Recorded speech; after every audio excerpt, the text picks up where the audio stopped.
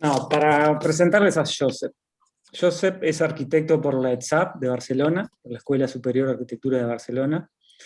Es profesor también en la ETSAP de Barcelona, en la Salle de Barcelona, que sos decano ahí, Josep. Sí, desde hace un año. Sí, decano. Es docente de la Universidad de Illinois en Chicago, del Instituto Europeo de Design, de la Escuela de Diseño. Esto es en Cataluña, ¿no? La Escuela de Diseño. No, bueno, sí, la escuela de diseño, sí. Es que pensaba que decías la escuela de ciudades, sí. Ahí sos profesor invitado. Sí. Yo ahí lo tengo, ahí va. Dentro de profesor invitado está en la Hochschule de Zúrich, en la Escuela de Citachi de San Pablo, en la Universidad de Curitiba, en la Universidad Federal de Paraná, y seguramente haya otro montón que todavía no pudiste actualizar en el currículum. Seguramente. Tiene muchísimos premios. La verdad que yo alucinaba porque no pasaban de pasar hojitas de premios, que aparte terminaban en el 2012, lo que quiere decir que tenemos como 8 o 9 años de concursos que todavía no los pusiste. Entonces son millones de obras premiadas, construidas, millones de concursos ganados. Además, Josep es o sea, si uno está como atento al Instagram de Josep, todo el tiempo estás concursando, todo el tiempo aparece un premio por ahí colándose. Entonces, Josep es una persona muy, muy activa en términos de hacer arquitectura, conferencias y workshops por todos lados, exposiciones y publicaciones, ¿no? O sea, de ahí de última está bueno que los que le interese chusmear todo lo que ha hecho Josep en la página de él está por ahí. Josep Ferrando monta su estudio en el año 2003 y tienen una profusión de trabajos enorme. Y tu trabajo fue expuesto, seguramente también me falten países, en Estados Unidos, Suiza, Suecia, Noruega, Portugal, y seguramente un montón de proyectos en Latinoamérica que no los tengo por acá. Me interesaba antes de salir a que Josep nos cuente lo que piensa. Me interesaba este mundo de Josep Ferrando, ¿no? O sea, estas son unas capturas de su Instagram. Me divierte mucho siempre ver ese haciendo paro de cabeza, paro de mano contra la pared. Ah, no, contra la pared no, está en equilibrio. No, sí, en equilibrio. Equilibrio. Y este es el mundo de Josep Ferrando, ¿no? O sea, es un mundo de geometrías, es un mundo de unas espacialidades y una sutileza bestial. A mí, por lo pronto, yo me podría casi que definir como un fan de Josep, ¿no? Si Josep tocara en un recital, obviamente yo compraría las entradas el día primero. ¿Eh? Tati, me quedaste ahí sonando. Y nada, y en estas imágenes lo que estamos viendo son unas cosas que yo rastreaba por ahí de Joseph que le interesa muchísimo, ¿no? Que es el tema de los materiales, de la monomaterialidad, del trabajar y definir cuál es el material con el que va a trabajar. Hablabas también de la eficiencia en términos de que el material que elegís sea reutilizable, maneje los módulos, tengas pocos desperdicios, y de este lado vincularte a la sostenibilidad, pero más mirada desde la eficiencia que desde la sostenibilidad como palabra de moda. También hablabas de la geometría, ¿no? de lo que te interesa trabajar desde la geometría y desde la construcción de los proyectos desde ahí, que es una materia que la verdad que a muchos nos seduce. ¿Puede ser que yo se te haya ido? No, estoy aquí. Me fuiste de pantalla. Y nada, y estamos viendo acá como todo esto, ¿no? También el trabajo de la luz, a Josep le interesa de manera, o sea, principal, ¿no? O sea, vos por ahí ponías que la luz es el material que construye nuestra visión de la luz, no, de que el material es el que construye nuestra visión de la luz, porque si no la luz sería invisible. Entonces, ¿cómo la arquitectura es capaz de recibir este manejo interesado de la luz? Que Josep en algún momento seguramente nos cuente por ahí.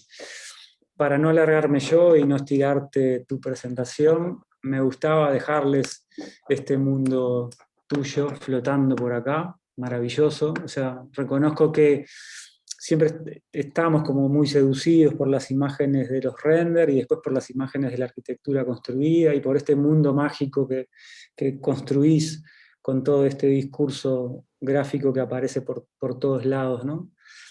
Y también lo que es interesante saber es tu mundo de las maquetas, que capaz que no es tan visible en los Instagram o en las páginas, pero sabemos que te interesa muchísimo laburar desde la maqueta. Y bueno, nada, no los quiero distraer, podría seguir hablando de tus cosas, pero prefiero que nos las cuentes tú. Así que voy a dejar de compartir y esperemos que puedas compartir vos la pantalla. Joseph, bienvenido y muchas gracias de nuevo. Pues Chelo, muchas gracias no solo por la invitación, sino por la presentación, ¿no? Como decías, no nos habíamos cruzado nunca nosotros, aunque evidentemente el respeto por lo que el otro hace es lo que mejor se cruza, ¿no? Y es verdad que, como sabes, y seguramente por amigos comunes, desde hace mucho tiempo que también sigo vuestro trabajo y me parece impresionante y un gran admirador, como sabes. Y yo creo que eso es lo que genera respeto, ¿no? Y al final genera como cercanías con personas que a veces, y eso lo iréis descubriendo, ¿no? Con gente que a lo mejor te crees no conocer, pero en realidad lo conoces mucho, ¿no? Porque en realidad estás viendo lo que hace, lo sigues, lo entiendes entender, interpretar, ¿no? Readaptar, ¿no? Aprender de ello, ¿no? Y al final resulta que es casi como un vecino, ¿no? De hecho es más vecino que el vecino, ¿no? Entonces, nada, gracias Chelo. En ese sentido considero, yo siempre de la gente que aprendo siempre considero que son amigos, por lo tanto gracias por esta amistad. Eh, Nada, entonces en ese sentido creo que la imagen que presentaba Chelo era fantástica porque realmente enseñaba muchas cosas, ¿no? Y ahora empezaré contando cosas que tienen que ver con lo que decía de monomaterialidad, geometría, etcétera, pero yo creo que este paisaje de Instagram tenía que ver con precisamente también cómo mostrar las cosas, ¿no? Y cómo mostrar tiene que ver con cómo pensarlas, ¿no? Yo huyo, por ejemplo, de la imagen que tenga que ser como efectista, ¿no? Sino que trabajo la imagen como una manera de expresar esa voluntad de que el espacio se construye por continuidad de planos, por ejemplo, ¿no? Entonces, casi todas las imágenes son frontales, ¿no? No son efectistas en diagonal, etcétera, ¿no? Sino que, aunque oculten, aunque al final hay mucha gente que me dice, es que de esta manera no estás enseñando del todo el proyecto. Bueno, el proyecto no hay que enseñarlo, hay que insinuarlo, ¿no? Porque muchas veces cuando enseñas el proyecto es como que estás buscando solo la imagen en lugar de entender el fondo, ¿no? Y en ese sentido me parece como que esa idea de la imagen, de la frontalidad, casi desde las asimetrías simétricas, ¿no? Lo que hacen es precisamente sugerir más que, e insinuar más que exhibir, ¿no? Bien, en ese sentido voy a pasar a compartir. Si puedo compartir, yo creo que sí, a ver. Se ve, ¿no? La Perfecto. imagen. Bien, esta imagen, que me gusta mucho empezar siempre con ella, ¿no? Que evidentemente no es una obra mía, explica y muestra lo que comentaba Chelo, ¿no? Y me gusta a veces empezar o con una obra vernácula o con una obra animal, como una arquitectura, que en realidad no es en ese sentido como ni propia ni humana, ¿no? Porque en cambio es capaz de contar esos tres conceptos muy claros que decía Chelo y que tienen que ver con lo que para mí es belleza, ¿no?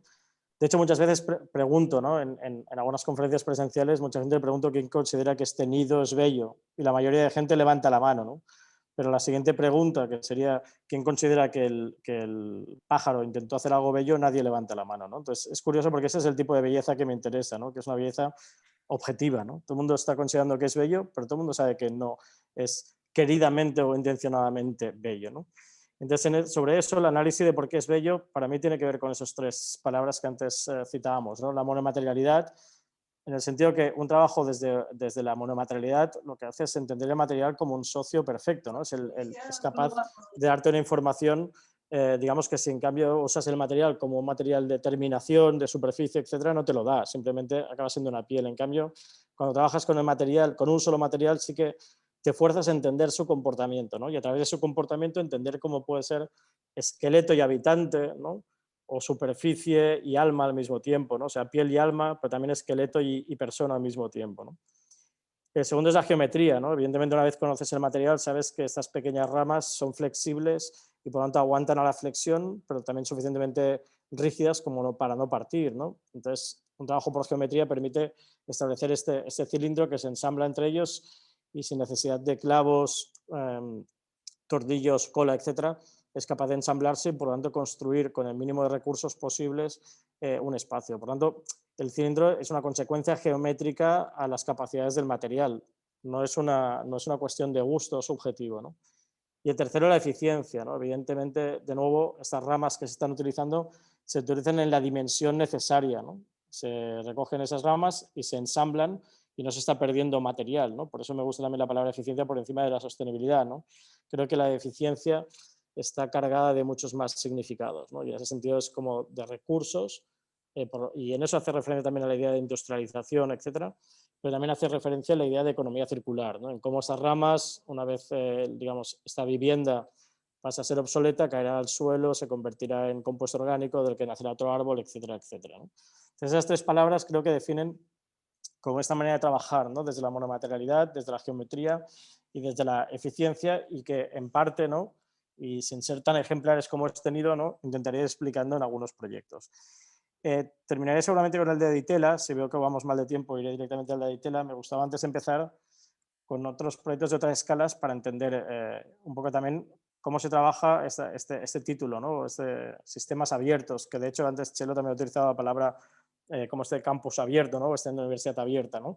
En ese sentido, abierto es un buen contrapunto a la idea de sistemas, ¿no? Porque sistemas es algo que preconcebimos como algo rígido, pero para mí, asociado a la palabra abierto, se acerca a la palabra rigurosidad, ¿no? Entonces, no es lo mismo pensar una flexibilidad rigurosa que pensar una flexibilidad aleatoria, igual que no es lo mismo pensar, digamos, un sistema rígido que un sistema flexible, que entonces pasa a ser riguroso, ¿no?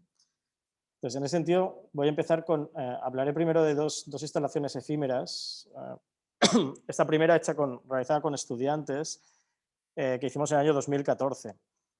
En esta situación de lo efímero, también se habla sobre digamos, una cierta reflexión sobre el tiempo, ¿no? Todas las arquitecturas van asociadas no solo a materia y luz, como antes comentábamos también con Chelo, sino también la idea de tiempo, pero lo efímero aún más claro. Entonces, en este sentido nos pedían hacer con la escuela, había las 6 escuelas de arquitectura trabajando sobre unos pabellones efímeros en el año 2014 que tenían una duración de 3 meses, ¿no? La idea de lo efímero en este caso para mí tenía como dos reflexiones muy importantes, ¿no? Una es entender que lo efímero está en relación al uso de ese espacio, pero no al uso del material. Es decir, era importante pensar que después de esos 3 meses, ¿qué se hacía con ese material? Incluso de dónde provenía, pero al menos seguro pensar en qué ocurría después de esos 3 meses, ¿no? Pensar que se convertía en obsoleto, como decía, el uso del espacio, pero no el uso del material, ¿no? Y segundo, cómo algo efímero debe tocar lo mínimo posible el lugar. De hecho, lo considero en toda la arquitectura, ¿no? Pero en realidad lo efímero aún mucho más, de una forma mucho más potente, ¿no? En ese sentido, debía ser cómo conseguir hacer un elemento que tuviera suficiente peso para no ser desplazable por el viento o por la fuerza humana, pero al mismo tiempo que el peso fuera repartido para que no necesitara, o sea, para que no estuviera dañando el suelo o para que no necesitara cimentación, porque si necesitas cimentación significa que estás destrozando ese lugar para poder volver a repararlo en 3 meses, ¿no? La situación de este pabellón que nos tocaba a nosotros era un pabellón cerca de la Catedral de Barcelona, que es este lugar, este edificio de aquí, justo en el límite, ¿no? Como veis, esta especie de media almendra, abajo seguiría la media almendra en el mapa. Es la huella de la antigua muralla o camino que rodaba la muralla romana. Justo en ese espacio de aquí, este gran vacío que es delante de la Plaza de la Catedral, había hasta el año 1949 unas edificaciones medievales, y justo aquí al norte empezaría lo que es la ciudad abstracta, la de la Ilustración, la del ensanche, ¿no? Por lo tanto, era un lugar como muy estratégico para mí, un lugar de articulación entre 3 momentos históricos, el romano, el medieval y el de la Ilustración, pero que al mismo tiempo también representan 3 momentos constructivos diferentes, ¿no? Que son el de casi los acueductos romanos, las vueltas, la vuelta catalana medieval, y luego la de la grilla, la abstracción de la Ilustración, ¿no? El tema, igual que en todos los proyectos, y esto lo iréis viendo, es cómo puedo hacer la mínima expresión, ¿no? Cómo conseguir hacer la mínima expresión que es capaz de reconocer la mayor complejidad, ¿no? Por ejemplo, lo que decíamos antes de repartir el peso, ¿no? O sea, que realmente fuera un elemento que trabaja igual que un fakir, ¿no? Que son esas personas que andan encima de los clavos, pues un fakir invertido, es decir, la persona que anda por encima de los clavos no se hiere el pie porque reparte el peso en una cierta cantidad de clavos, ¿no? Pues aquí lo mismo, cómo hacer una pieza que ganara dimensión a través de la repetición de piezas muy pequeñas que reparten el peso para que no se moviera, pero al mismo tiempo lo reparten de manera que no dañe el piso en el cual se apoya, ¿no? En ese sentido, también había otra de las complejidades a resolver, que parece muy fácil porque era muy difícil de solventar, que era cómo hacer que esta pieza no fuera escalable, porque es algo que también el ayuntamiento le preocupaba, cómo hacer un elemento que no fuera escalable por los niños o por alguien. Entonces, en ese sentido, la pieza más sencilla que conseguimos hacer es esta pieza de aquí, que es una pieza de 40 centímetros de largo, 4 centímetros de ancho y 1 centímetro de espesor, que simplemente la repetición de 8000 veces esta pieza, ¿no?, de madera permitía construir esto, ¿no? Fuimos el único, la única escuela que lo construyó, no solo lo pensamos, sino que lo construimos con nuestras propias manos, precisamente por eso, porque no tenía cimentación, ¿no? Y también porque siempre pienso que es importante entender el proceso constructivo como parte del ideario conceptual del proyecto, ¿no? Igual que, por ejemplo, el pájaro tejedor, cuando teje su nido, está en función del diámetro del nido, está en función del radio de rotación de su cuello.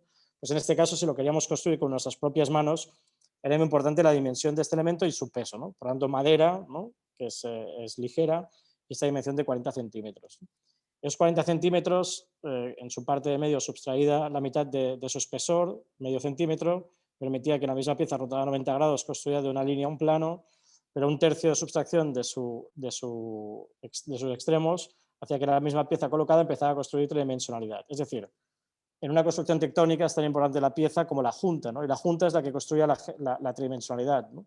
Porque precisamente esa situación asimétrica de 4 por 1, ¿no?, si fuera simétrica no ocurriría, esa situación asimétrica hacía que la misma pieza ensamblada girada a 90 grados, la siguiente pieza, que es esta, ¿no?, cambiando de escala, estaría trabajando en otro sentido, ¿no? Eso permitía dos cosas. Una, que cuando llegaras a tocar al piso, tocaras precisamente como la situación invertida de los clavos con el fakir, pero al mismo tiempo que cuando llegaras a los límites, siempre los límites fueron irregulares y por lo tanto hicieran imposible su escalabilidad, ¿no? En esa situación, todo se trabajaba por geometría, por ensamblado, aparecieron esos tornillos porque nos los pidió el ayuntamiento, básicamente, la municipalidad, por un tema de seguridad, de si alguien quería extraer una pieza, y realmente alguna gente se lo quería llevar como souvenir, ¿no?, pero no fue posible. Y esa es la pieza que repetíamos 8000 veces, ¿no? Se construye esa situación como de nido-cueva, ¿no? Pero al mismo tiempo, nuestra intención es que ese acueducto permitía una cierta permeabilidad física, pero también permitía una permeabilidad visual, pero al mismo tiempo también habitarla, ¿no? Y también tiene que ver con algunas palabras que a veces cito, ¿no?, como la idea de infraestructura doméstica, ¿no? Cómo construir a través de la idea de infraestructura, es decir, con los medios, el mínimo de medios técnicos posibles, construir un lugar. Y al mismo tiempo, cuál es el mínimo de elementos, digamos, de confort que necesitas para domesticar ese lugar, ¿no? Y en este lugar, por ejemplo, era construir sombra, ¿no? Un lugar, un espacio efímero que tenía una duración de 3 meses en un lugar donde prácticamente no hay sombra y eran los 3 meses de verano, era muy importante construir sombra, ¿no? Por eso la gente descansaba, los turistas se sentaban dentro de ese espacio y aprovechaban ese lugar, ¿no?, de descanso para protegerse del sol, ¿no? O como por el otro lado, si por un lado era un acueducto romano, por el otro lado esa gran vuelta de 20 metros de luz construía un espacio de escenario para eventos temporales durante esos 3 meses, ¿no? La única pieza que era diferente era el contacto con el piso. El contacto con el piso había unos elementos en rosca de acero inoxidable que permitían precisamente construir una horizontalidad perfecta sobre un suelo que no es horizontal, porque todos los suelos de espacio público no son horizontales para evacuar el agua. Por lo tanto, esa rosca permitía que ese acueducto construido de 8000 piezas construyera una horizontalidad perfecta encima de una pendiente. Pero al mismo tiempo separaban también la humedad de la madera, ¿no?, permitiendo que esta madera fuera más duradera. También la capacidad de especular del acero inoxidable hacía desaparecer al mismo tiempo ese apoyo, ¿no?, con lo cual prácticamente esa idea de levedad tocando el piso se construía casi o constituía casi un efecto de flotabilidad más que de levedad, ¿no?, como veis aquí en esos puntos donde parece prácticamente que todos esos apoyos están casi flotando sobre ese territorio, ¿no?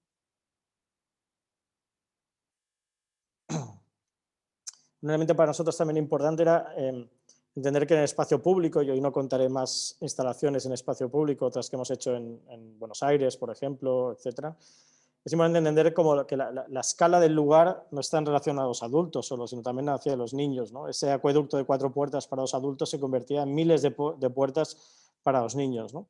Y de hecho lo que hicimos es que después de esta instalación, en grupos de unas 1000 piezas, fueron a diferentes escuelas jardín, diferentes guarderías de la ciudad, donde se convirtieron en playgrounds para los niños, y una vez los niños ya los destrozaron a través del juego, se convirtieron en compuesto orgánico, ¿no?, con esa idea de pensar en la vida útil de esos materiales, ¿no?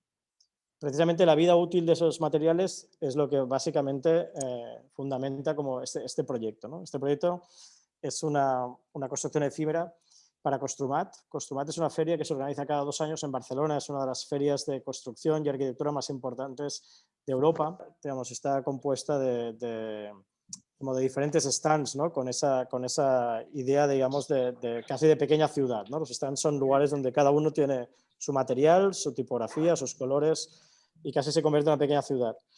Cada 2 años la Feria de Construmat organiza un concurso para poder diseñar los espacios comunes, ¿no? Es decir, si los stands son como una pequeña ciudad, el espacio común es como aquello que asemejaríamos al teatro, al museo, etc. Y es curioso porque son 3.000 metros cuadrados. 3.000 metros cuadrados que significan en material unos 30.000 metros cuadrados para una feria que dura 3 días. Es decir, tienes que pensar que en 3 días hay 30.000 metros cuadrados de material que teóricamente se tiran a la basura, ¿no? Para nosotros era muy importante que si era una feria de construcción y de arquitectura, fuéramos didácticos en ese sentido, ¿no? Y que el espacio común construyera esa idea de economía circular, ¿no? Que construyera una arquitectura que fuera capaz, por un lado, de ser monumental en el sentido de dimensión para entender lo común, ¿no? No los stands, sino lo común, pero al mismo tiempo que fuera como didáctica en el sentido de eficiencia y didáctica también en el sentido de construcción espacial, ¿no? Y hay 2 maneras normalmente de construir un espacio, que son atracción y acompresión, es decir, colgar o apilar, es decir, lo leve y lo pesado, ¿no? Y ahí es donde empezamos a trabajar, ¿no? Cómo trabajar con 2 materiales, especialmente uno, pero 2 materiales, uno que construía el espacio y otro que construía las posiciones humanas, ¿no? Las cotas donde las personas se sentaban o estaban de pie o se informaban, etc., ¿no?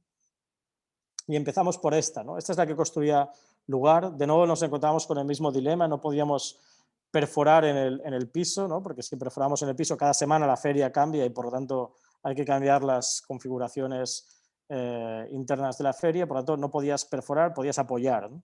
Pero en el momento en que apoyábamos no conseguíamos como construir una cierta monumentalidad en el sentido de dimensión y también, como decía antes, en contraposición con los stands que constantemente están como chillando, ¿no? A través de los colores, etcétera. Construir monumentalidad desde el silencio, es decir, de nuevo, desde la monomaterialidad, desde la unidad, desde lo homogéneo, desde construir heterogeneidad por repetición y variación, no por aleatoriedad, etc. Entonces, uno de los materiales que trabajamos, que es el colgado, es el geotextil. De nuevo, parecen a veces decisiones como fáciles, pero no son tan directas, ¿no? El geotextil, como sabéis todos, es una de las láminas que forman parte de nuestras azoteas. Y aquí el tema era cómo conseguir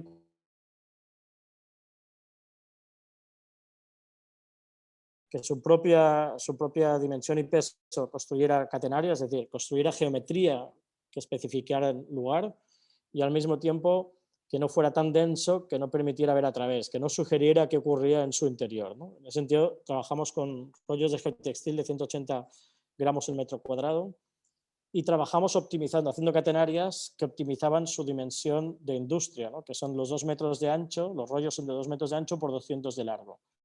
Por tanto, lo que hacemos es, a través de esa optimización, permitir que simplemente lo que es pedir 200 rollos de geotextil a una empresa importante de geotextil, nos los dejó durante 3 días, los desenrollamos según esas catenarias y al cabo de 3 días, cuando finalizó la feria, los enrollamos y los devolvimos, ¿no? Por tanto, 0 residuo, 0 en coste, ¿no? en presupuesto. El segundo material fue este, ¿no? Fuimos a hablar con el equipo de obra de la Sagrada Familia, de Gaudí, y le pedimos, estuvimos explicando cómo estábamos trabajando con las catenarias. Evidentemente, como Gaudí siempre trabajó con catenarias, les entusiasmó y nos dejaron esas vigas, ¿no? Son unas vigas, en este caso pedimos unas 100 toneladas de vigas de acero, que son las que utilizan para copiar las piezas de prefabricado de la construcción del edificio de la Sagrada Familia, del templo.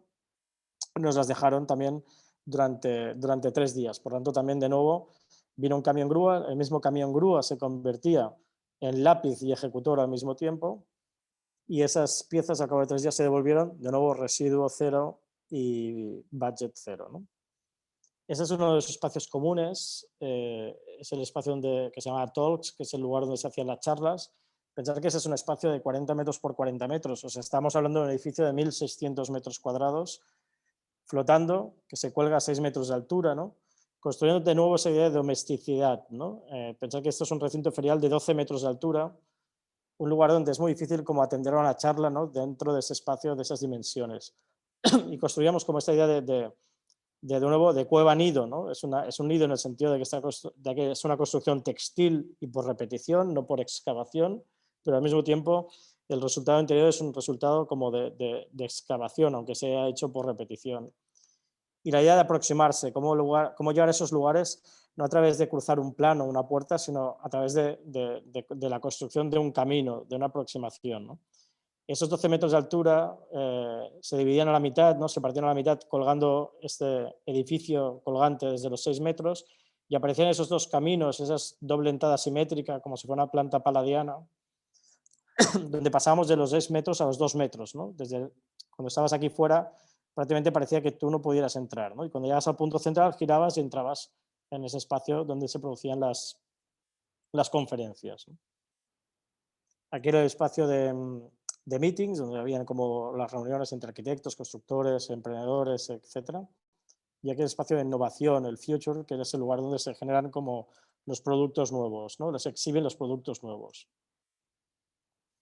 Me gusta como este tipo de planos también, porque en realidad cuentan muchas cosas, de forma casi invisible, ¿no? Pero claro, es que, por ejemplo, esos elementos de aquí son los rollos de 2 metros de ancho, los trus que colgaban de aluminio, que colgaban desde el techo, desde la estructura existente, estaban cada 4 metros, cada 4 metros porque responden a los ritmos inferiores, que son los de las catenarias, pero al mismo tiempo ellos tienen que estar en relación a las estructuras existentes. Es decir, esa armonía de medidas, al final, construye una cierta coreografía. O sea, es muy importante esta idea de coreografía de ritmos embebidos, donde al final lo más importante es que parece que no ha ocurrido nada. O sea, que de forma muy natural, como decíamos antes, con lo mínimo posible, ¿no? Se ha construido o se ha resuelto una complejidad diversa, ¿no? En ese sentido, aquí, por ejemplo, también nos interesaba que la visual no fuera directa hacia el interior, que se insinuara a través del gramaje de la tela, pero no que se viera por su geometría. Por eso, fijaros que las catenarias se desplazan siempre medio módulo, ¿no? Pero en cambio, cuando llegan al límite, para que precisamente fuera continua, aparece un módulo y medio en la segunda pieza que permite que sea continua en un lado y discontinua en otro sentido, ¿no?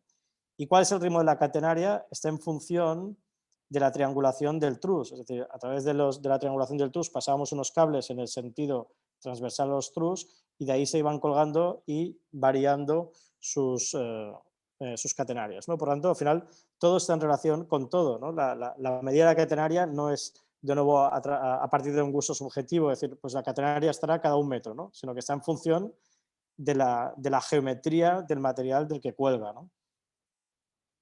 Aquí aparecía como esas dos grandes entradas con las catenarias mayores. Cuando llegabas al punto central aparecía otra catenaria con otro ritmo. En el interior aparecía esta catenaria, que casi son como esas vueltas invertidas, como hace en hormigón Hudson cerca de Copenhague, ¿no? Y luego en la parte posterior aparecía otro punto que luego descendimos más aún las catenarias, que aparecía el lugar de descanso de los conferenciantes.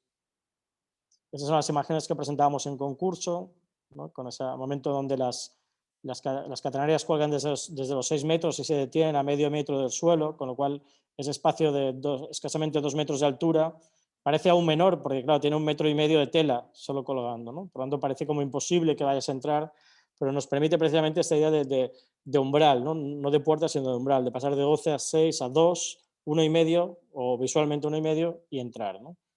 Cuando te girabas, ese es el lugar que pretendíamos. Ocurrió una cosa aún mejor, ¿no? Que es que todas las vigas no eran iguales, ¿no? Aquí dibujábamos todas las vigas iguales, pero evidentemente nos llegaron diferentes y eso, evidentemente, cuando trabajas con el riesgo de pensar como, trabajas en el riesgo de pensar sistemas y no formas, ¿no? Y pensar procesos, ¿no? Y no resultados, lo que hace es que constantemente estás como con la adrenalina de resolver temas sobre la marcha, ¿no? Porque eso también es lo que precisamente agudiza el ingenio y permite como que salgan soluciones aún mejores, ¿no? Esas vigas que llegaron que no eran iguales y que evidentemente había que colocarlas con la misma grúa que llegaban, no se puede ir la grúa y colocarlas en un lugar y luego moverlas a mano, nos permitió empezar a pensar que las grúas de menor longitud tenían que estar en la parte inferior para que así apilándolas, ganando longitud, trabajarían como vigas en vuelo y permitirían tener la mayor superficie allí donde tienen que estar en contacto con las personas, ¿no? Ya sea una barra, una mesa o un banco. Dando esta grúa, es lo que decíamos, no solo era el transporte, sino que era el transporte y el lápiz al mismo tiempo casi, ¿no?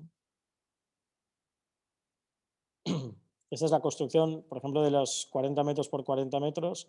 Tenemos los cables casi invisibles que atraviesan el sentido transversal desde donde cuelgan las telas. Una vez se terminó de colocar las telas, se hizo hasta los 12 metros, entró el camión grúa, dejó las vigas, salió y se descendió este elemento, ¿no?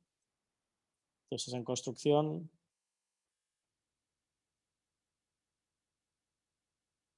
y aquí ya construido, vemos como esa voluntad, ¿no?, de precisamente construir como esos elementos. Este es un elemento en barra, ¿no?, donde se superponen apiladas 4 vigas encima de 2 bloques de hormigón, que son los que permite entrar con el traspalé.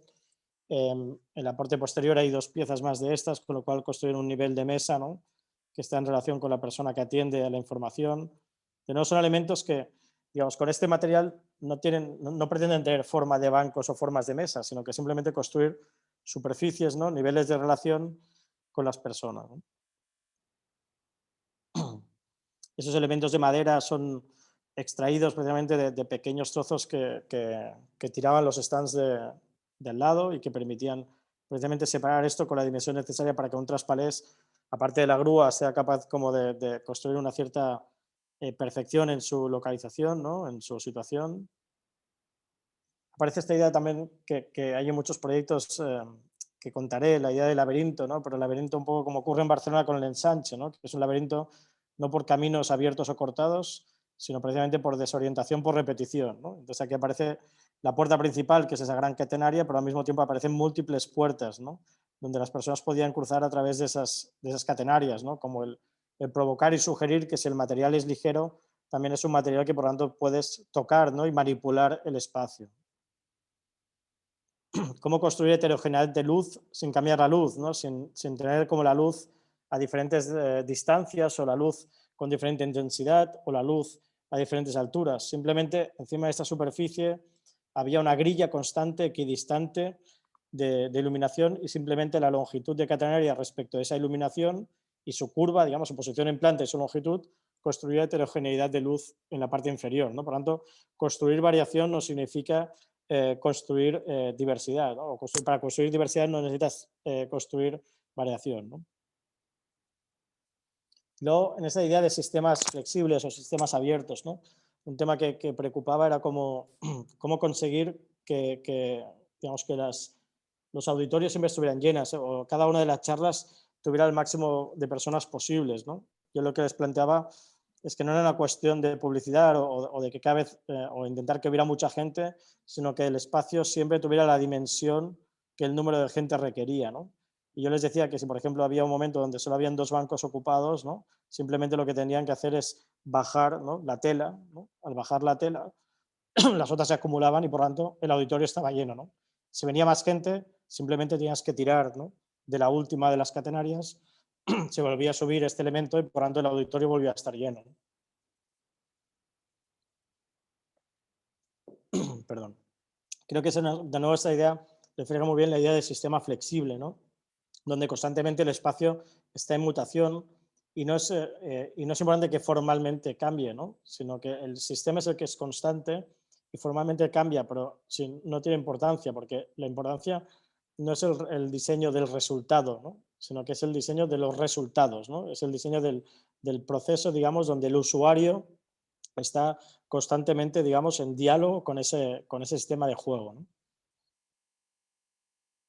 Aquí se ve la heterogeneidad de luz, el lugar de descanso.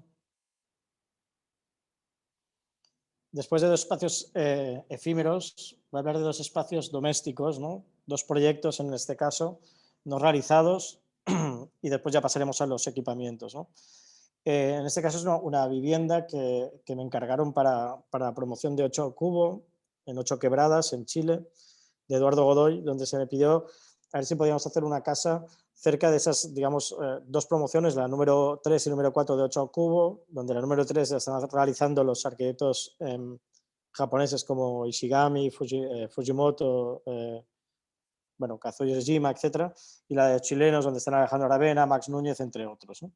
En este caso me pidieron a ver si podía trabajar una vivienda en este paisaje, ¿no? O sea, las 16 casas que están frente al mar son las de esos 8 más 8 arquitectos, que deberían ser construidas en hormigón, y más en la parte. La idea es no trabajar tanto con hormigón, sino con madera. En el momento en que me lo dijeron, pues yo ya empecé a trabajar con madera.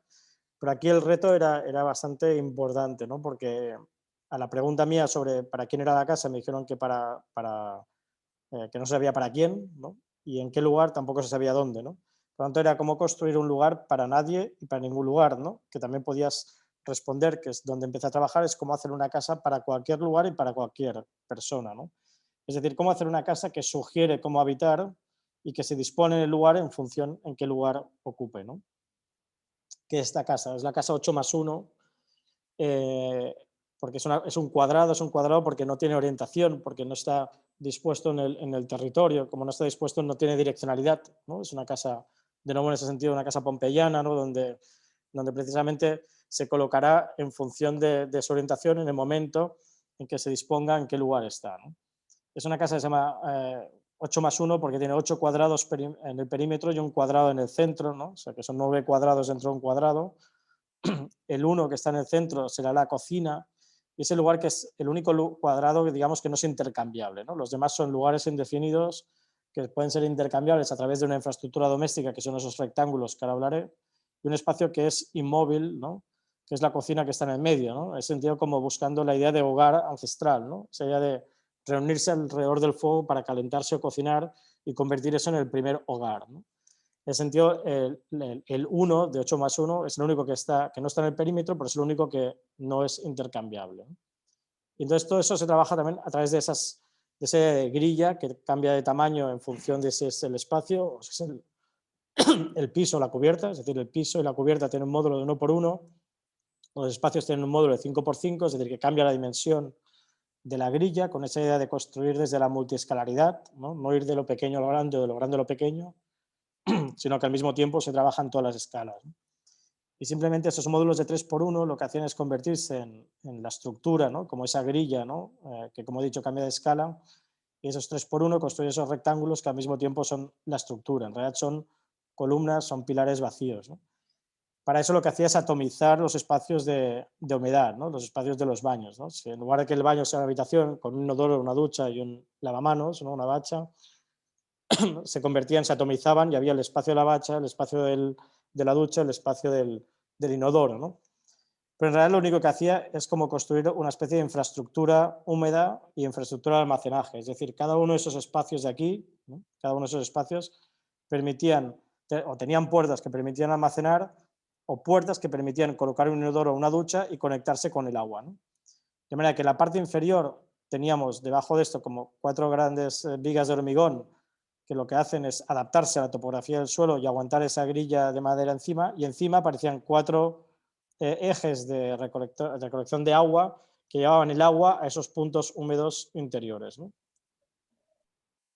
Por tanto, esto permitía, digamos, que esa construcción, ¿no? Donde aparecen esos elementos que están construyendo de nuevo esa idea de laberinto por desorientación, por repetición, ¿no? Donde se suma esa grilla de 4 vigas de hormigón versus esas 15×15 de madera, versus esos 3×3 de madera, versus esas 15×15 de madera, versus esas 4 o 3×3, perdón, de nuevo de recolección de agua. Eso permitía como la idea como decía antes, ¿no? de construir o de sugerir diferentes o múltiples maneras de habitarlo, ¿no? En función de quién las habita, ¿no? Pensar que era una residencia, era una casa de segunda residencia, con lo cual alguien puede decir que aquí había una sala de estar y a la derecha un comedor, o relacionarse en diagonal, sala de estar, comedor, o tener una sola habitación, o tener 3, o tener 2, o tenerlas en función de las estaciones, o en función del cambio, digamos, de habitantes de la familia. Y sí que había unas ciertas condiciones que era, por ejemplo, que las habitaciones de esquina se convirtieran en espacios abiertos, en habitaciones exteriores, ¿no? Para que la casa no se mostrara nunca desde la convexidad hacia el paisaje, sino siempre desde la concavidad. Y ese es el lugar, ¿no? Aquí vemos cómo estamos viendo como esta relación que decíamos también en diagonal, ¿no? O por ejemplo, como ese espacio interior, ese 1, ¿no? Del 8+1, que era el único lugar sin fachada vertical, sí que le aparece una fachada horizontal, ¿no? Donde una cubierta en ETFE dialoga con el clima exterior, pero al mismo tiempo construye un espacio de luz, de gran luz cenital, como si estuviera realmente cocinando o calentando el fuego al aire libre, ¿no? Y aquí aparecen 2 elementos que para mí también tienen que ver con otra palabra importante, que es la idea de percepción, ¿no? Cómo percibir los espacios mayores de lo que son, ¿no? A través de dos estrategias que básicamente son la diagonalización, ¿no? Prácticamente como reforzar o abrir la dimensión mayor del espacio para percibir que el espacio es mayor, ¿no? Y por otro lado también el no construir espacios de cul-de-sac, ¿no? Precisamente esos espacios atomizados de agua lo que hacían es permitir como su circulación alrededor, ¿no? Como construyendo esos espacios infinitos de circulación que no hacen percibir ese espacio mayor y que sugieren múltiples maneras de ser habitado, ¿no? Que vemos a la izquierda un comedor, pero podría estar aquí delante, la habitación allí, o incluso a cabo de 2 meses podrían darse cuenta que se han equivocado y trasladar esos muebles y lo habitan diferente, ¿no? Esa idea de que es un pabellón no sabe muy bien si en construcción o en ruina.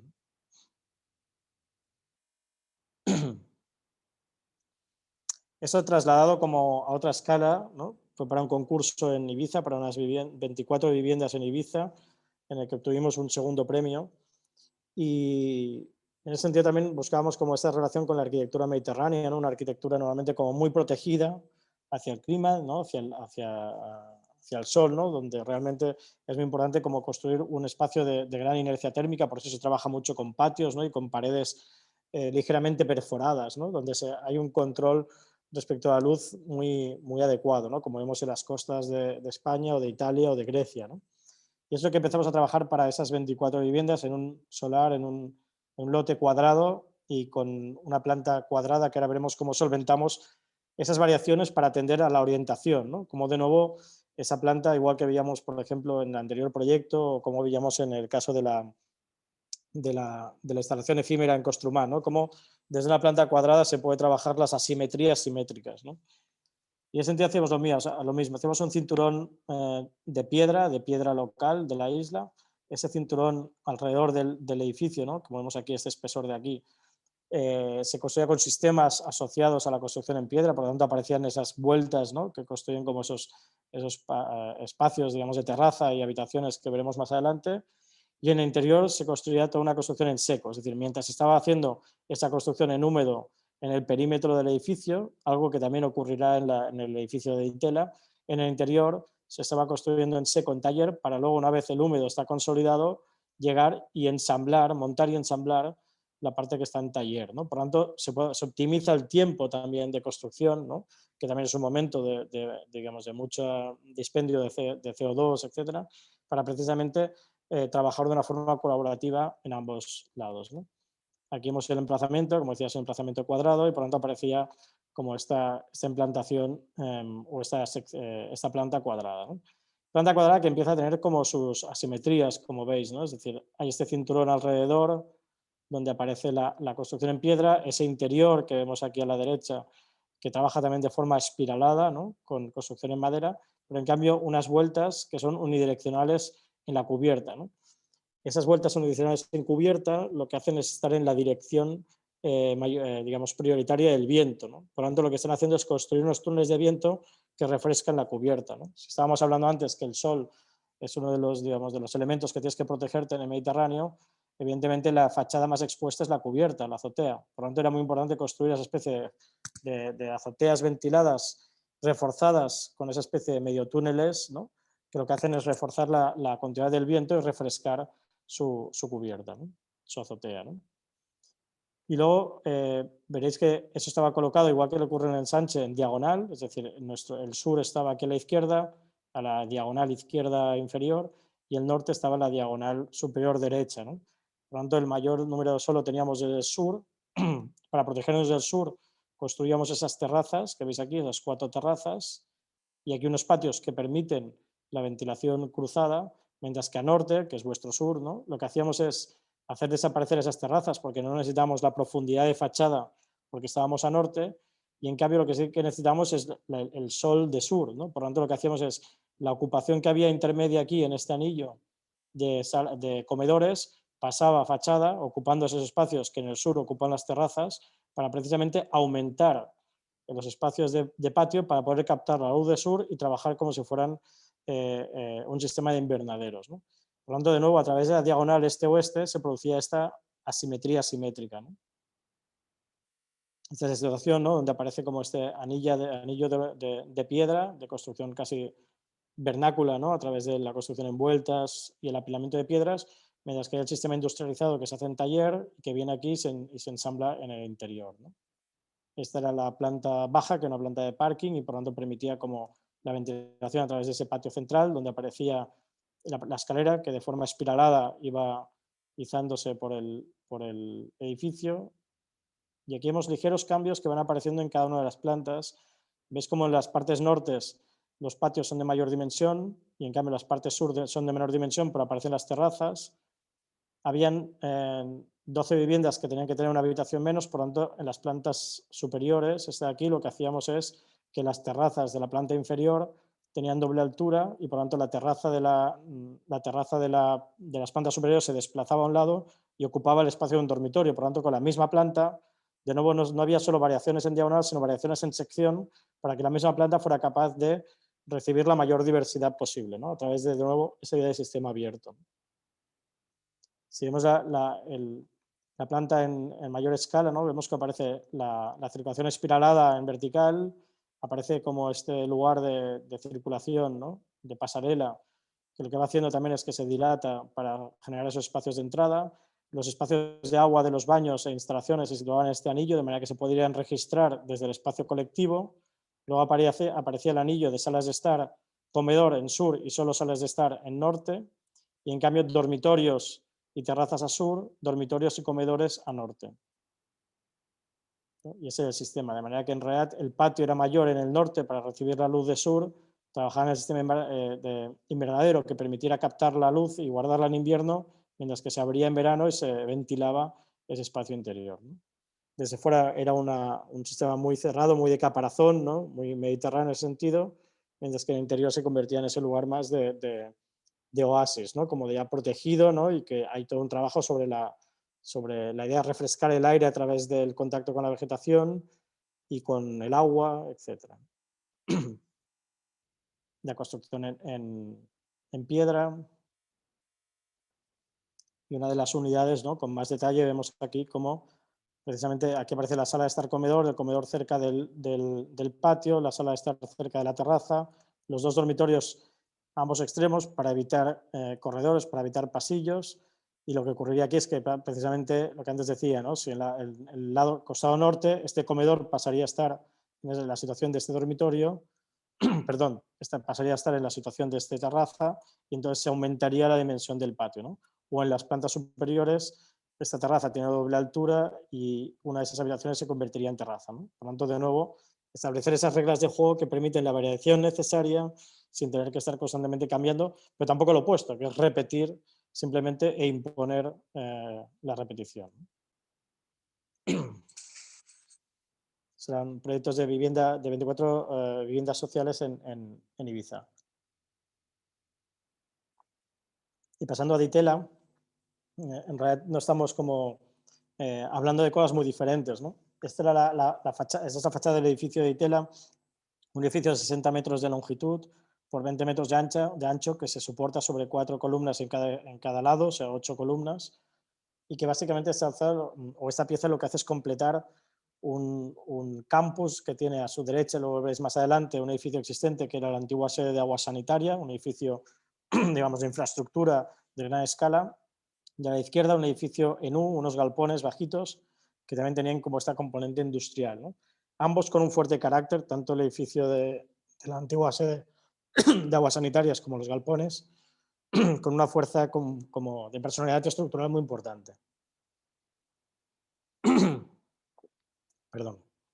Pero lo que estamos viendo aquí no solo es un cierto clasicismo tripartito, ¿no? Donde vemos una planta 2-3, o donde de una planta a otra se subdivide a 3 partes y la siguiente a 2, sino que al mismo tiempo lo que estamos viendo es el patrón de juego interior. Una de las condiciones que nos pedían en el concurso restringido era que trabajáramos o que pensáramos en la mayor versatilidad o flexibilidad posible interior, ¿no? En ese sentido, desde el principio pensamos que lo más importante de la flexibilidad, de nuevo, es que construirla desde la idea de sistema, es decir, que sea una flexibilidad rigurosa, porque si al final todo es abierto y todo es posible, al final cuando llegas con tabiques contra un vidrio, no puedes hacerlo, ¿no? Porque resulta que hay un vidrio, ¿no?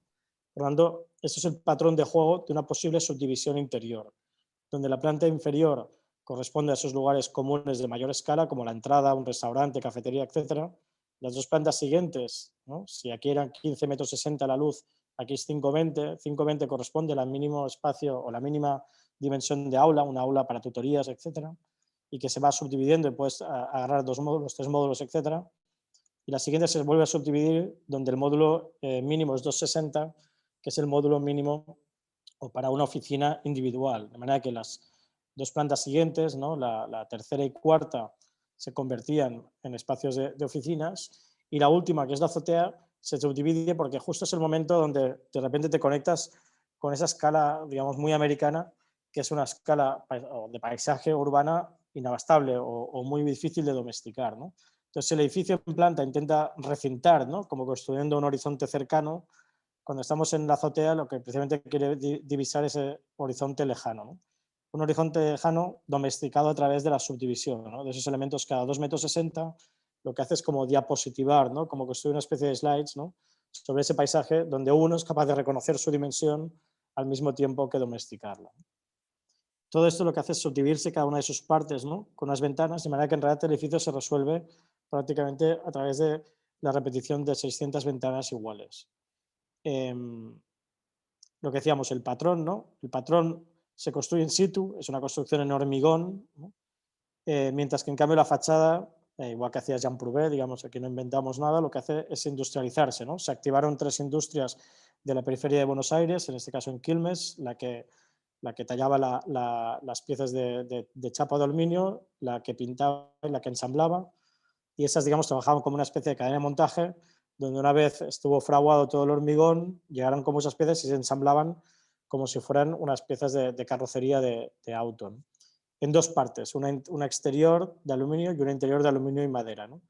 Y en su interior contienen todo lo que son las instalaciones, ¿no? Con otra vez esa voluntad de despejar, ¿no? El espacio interior a múltiples subdivisiones, ¿no? Por lo tanto, toda la estructura aparecía o ocurría en el perímetro, pero también todas las instalaciones ocurrían en el perímetro, ¿no? De manera que en realidad en el sentido ascendiente la estructura cada vez tenía menor profundidad porque tiene mayores columnas y menos cargas, mientras que en cambio las instalaciones, sobre todo las de termomecánicas que empezaban en la parte superior, en el sentido descendiente cada vez eran menores porque iban alimentando menos espacios. Por lo tanto, en un espesor de 1,80 m de fachada ocurría todo lo que era mecánico y termomecánico. Aquí vemos un emplazamiento donde aparecía esa idea también de personalidad estructural, ¿no? A la derecha vemos el edificio de aguas sanitarias, donde aparecen esas columnas, esa repetición de columnas como una sala hipóstila con esos capiteles de hormigón muy característicos. Y a la izquierda, en cambio, estamos viendo como la secuencia de pórticos de los galpones, que son ligeramente asimétricos, ¿no? Donde hay una pequeña ménsula, un vuelo en el costado interior de ese espacio, ¿no? La propuesta desde el principio lo que hizo es construir una continuidad a este elemento para construir un ágora interior, ¿no? Esa idea de construir un espacio de aula exterior democrático, y al mismo tiempo construir esa personalidad que antes decíamos, ¿no? Donde aparece esa idea de columna ramificada, ¿no? Donde al mismo tiempo se está trabajando sobre la repetición transversal, por lo tanto la idea de pórtico asociada a galpón, pero al mismo tiempo la columna ramificada, ¿no? Donde 8 columnas se ramificaban para construir las posibles subdivisiones en las cotas superiores, también hacía referencia a esa idea de columna capitel, ¿no? Por lo tanto, su propia personalidad estructural, pero al mismo tiempo un diálogo constante con los otros dos, ¿no? Son fotografías de algunas maquetas que desarrollábamos donde aparece esta idea del módulo estructural, del cual luego bebe todo el paisajismo interior, la colocación de los árboles, etc. Y eso de las plantas, que en realidad son muy sencillas, ¿no? Donde en realidad vemos en la planta inferior las 4 columnas por cada costado, en la siguiente se subdivide en cada 5,20 y la siguiente cada 2,60, ¿no? Cada vez el espacio, por lo tanto, del límite entre fachada interior y profundidad de columna crece, por lo tanto, en las plantas superiores empiezan los conductos y van descendiendo hacia las plantas inferiores. Del lado de la calle aparecen los dos núcleos, digamos, de servicio o de evacuación y ascensores, y en el lado, vamos, interior aparece como la escalera, digamos, la escalera recorrido, ¿no? La escalera umbral. Pero al mismo tiempo la idea, si antes me gustaba enseñar esas plantas que tenían en Construmat tenían relación como en la colocación de los trus en función de la estructura existente, o de los rollos en función del cableado y el cableado en función de los trus, aquí vemos como también aparece constantemente esa idea digamos, de ritmo embebido, ¿no? Aquí vemos los galpones existentes con sus secuencias y aquí aparecen la repetición de los pilares también que existen en el edificio de aguas sanitarias, ¿no? Aparece este ritmo constante, ¿no? De casi de 5 partes, donde la secuencia de 3 intercolumnios o 4 intercolumnios corresponde al mismo ancho que el pórtico más su vuelo, ¿no? Lo que hacemos es colocar el edificio precisamente en uno de estos, ¿no? Como completando esta idea. El edificio en su ancho corresponde a 4 columnas capitel o 3 intercolumnios, ¿no? Pero al mismo tiempo, fijaros que si voy un momento atrás, en las plantas superiores, aquí el intercolumnio en la parte central del antiguo edificio de aguas sanitarias cambia su dimensión para cuando llega a planta baja, precisamente construir un gran apeo que en su eje construye la entrada en este edificio antiguamente construía y también la construye ahora, ¿no?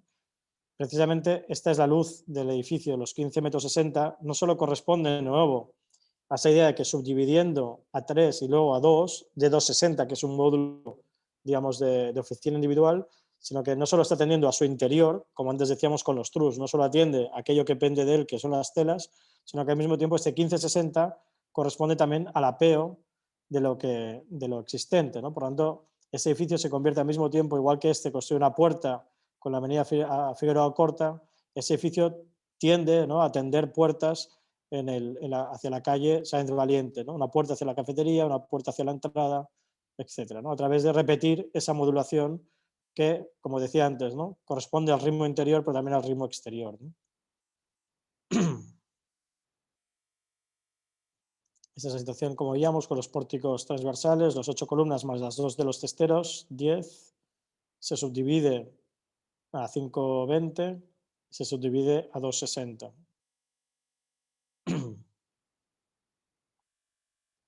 Estas son las imágenes que presentábamos en el concurso. Veis como el espacio interior todavía no se ha completado, solo se ha completado una de las tiras, digamos, la tira paralela al edificio existente. Aquí trabajamos también como todo un sistema de cómo se trasladaba esa fachada en la planta para construir esos espacios de sombra, espacios de estudio, etc.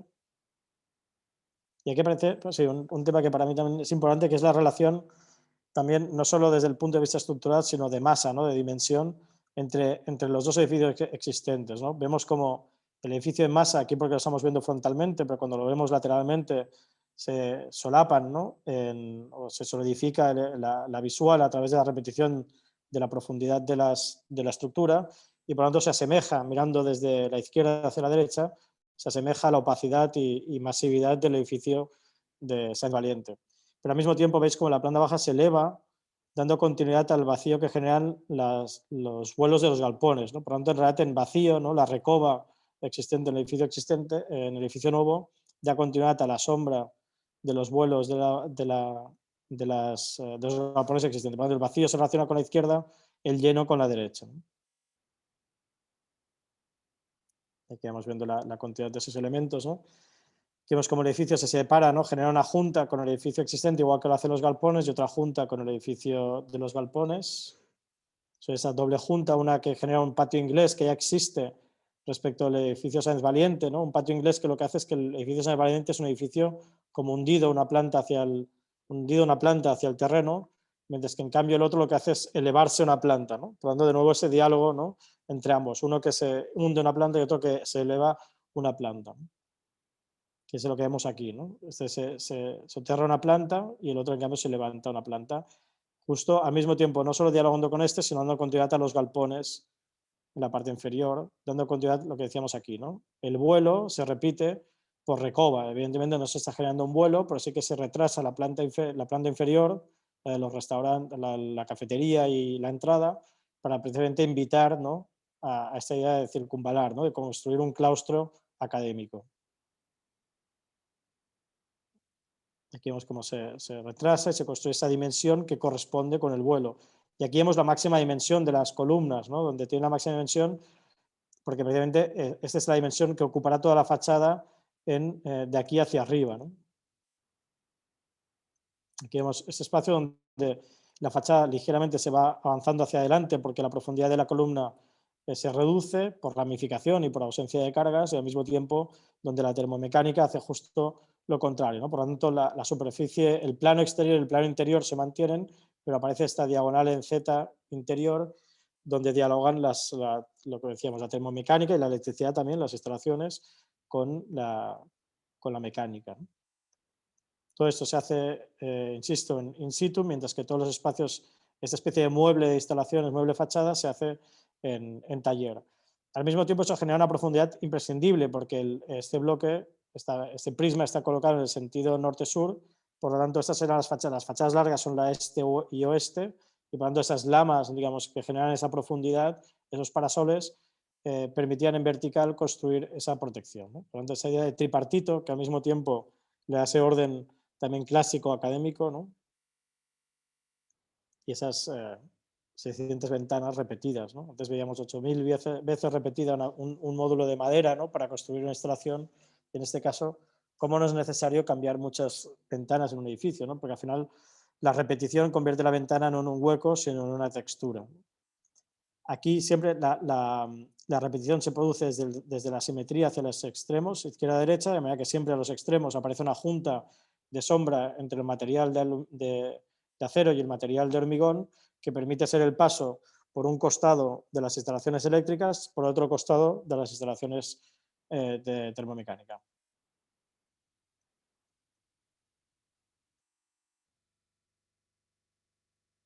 Estas son las piezas que íbamos ensamblando, ¿no? Se van colocando como en este elemento interior, y todas las ventanas oscilantes, ¿no? Que permiten ventilar.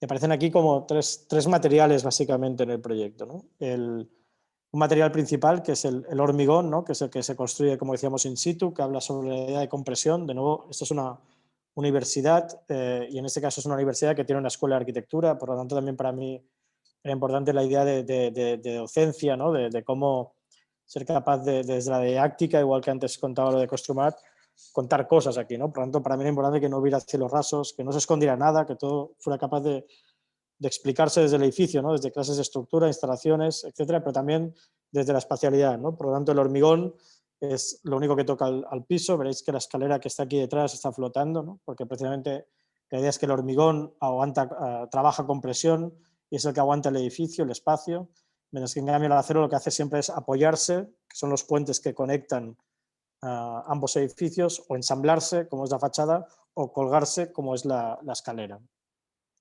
que es este caso, ¿no? La escalera, aunque su construcción evidentemente entonces pasa a ser más compleja porque no trabajas a favor de la gravedad, hay que empezar desde arriba e ir colgando. Sí que es una manera de contar que como la escalera no toca el piso, no es una escalera estructural en ese sentido, no está aguantando nada, sino que es precisamente el edificio la que la aguanta, ¿no? Esa escalera se va espiralando y va dando como a un costado y a otro, y se detiene a 10 centímetros del piso, precisamente contando de nuevo esa idea de cómo se ensambla, se cuelga, etc., ¿no? Igual que el edificio existente de Alcorta tiene una simetría, ¿no? Donde hacia la calle construye como sus núcleos de comunicación y hacia el ágora tienen las aulas, aquí se sugerían los mismos sistemas, es decir, que hacia la izquierda aparecieran las escaleras de emergencia, también por un sentido de evacuación, y a la derecha aparecieran como más esos sistemas más de aulas, ¿no? Pero luego esto permitía múltiples soluciones, ¿no? Esto, por ejemplo, son las plantas de aulas, ¿no?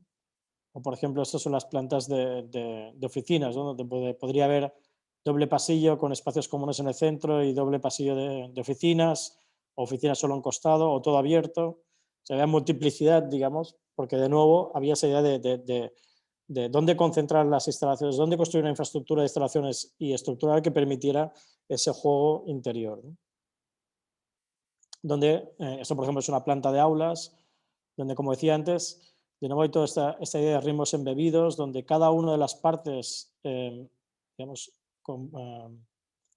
consigue sus propios objetivos, como pueden ser las placas acústicas, por ejemplo, ¿no? Que están colocadas en vertical, son unas placas de madera con tela tensada y aislamiento de lana roca en su interior. Consiguen su objetivo final, que es conseguir una absorción acústica, pero al mismo tiempo están pautadas, por ejemplo, en este caso, cada 65 centímetros, que corresponden a la dimensión de la ventana, que evidentemente, digamos, es la mitad de los módulos, digamos, que veíamos antes en fachada, ¿no? Por lo tanto, toda la iluminación, todas las instalaciones, todas las pantallas acústicas, etcétera, están en función de todo, cada una de sus cosas en función del ritmo del anterior, pero al mismo tiempo en densidad, cumpliendo sus propios objetivos. Esta es una de las aulas abiertas.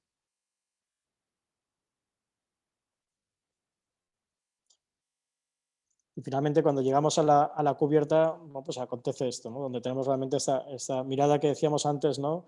Donde aparece el horizonte urbano, ¿no? La dimensión de la metrópolis, pero evidentemente domesticada al mismo tiempo por su repetición cada 260, ¿no? Como si la pudieras como encasillar, ¿no? Y clasificar, y al mismo tiempo, digamos, en el futuro a través de la glicina, ¿no? Que cubrirá y nos construirá esa especie de pérgola vegetal, ¿no? Que nos construye al mismo tiempo de nuevo un aula exterior, pero al mismo tiempo un lugar para poder como divisar el horizonte.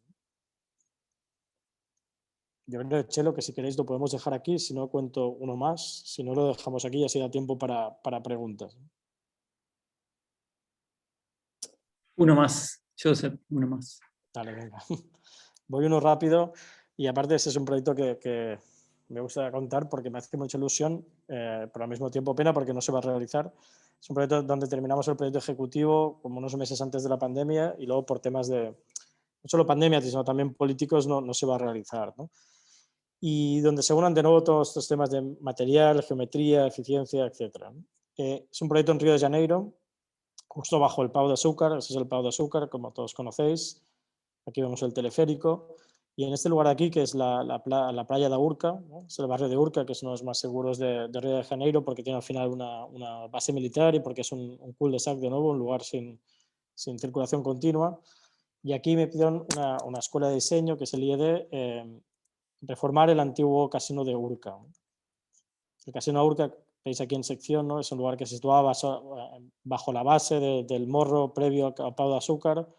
Un lugar precioso, desde arriba siempre se ve como este lugar, digamos, de continuidad del agua, de la vegetación, etc.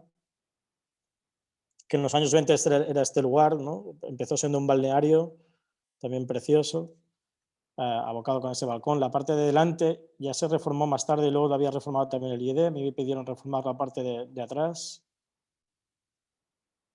Aquí veis en los años 20, ¿no? Con ese balcón sobre la playa y aquí se puede leer Balneario de Urca. Un lugar que en los años 30-40 fue uno de los casinos más importantes de Río de Janeiro, juntamente con el Casino Atlántico y el Copacabana. De hecho, aquí vemos la persona que se ve aquí es Walt Disney, justo en este lugar, ¿no? En el Casino de Urca. De hecho, hizo una película donde salía el Pato Donald y José Carioca, ¿no? Y dibuja el Casino de Urca, o sea que es un lugar con una memoria muy importante. Aquí, si luego os quedáis con la imagen esta, ¿no? Esta especie de arco, ¿no? Donde aparece el palco en la parte superior, luego veréis una fotografía del estado actual y la persona que nos está como guiñando el ojo es Orson Welles. O sea que también fijaros como un lugar como con una memoria muy importante.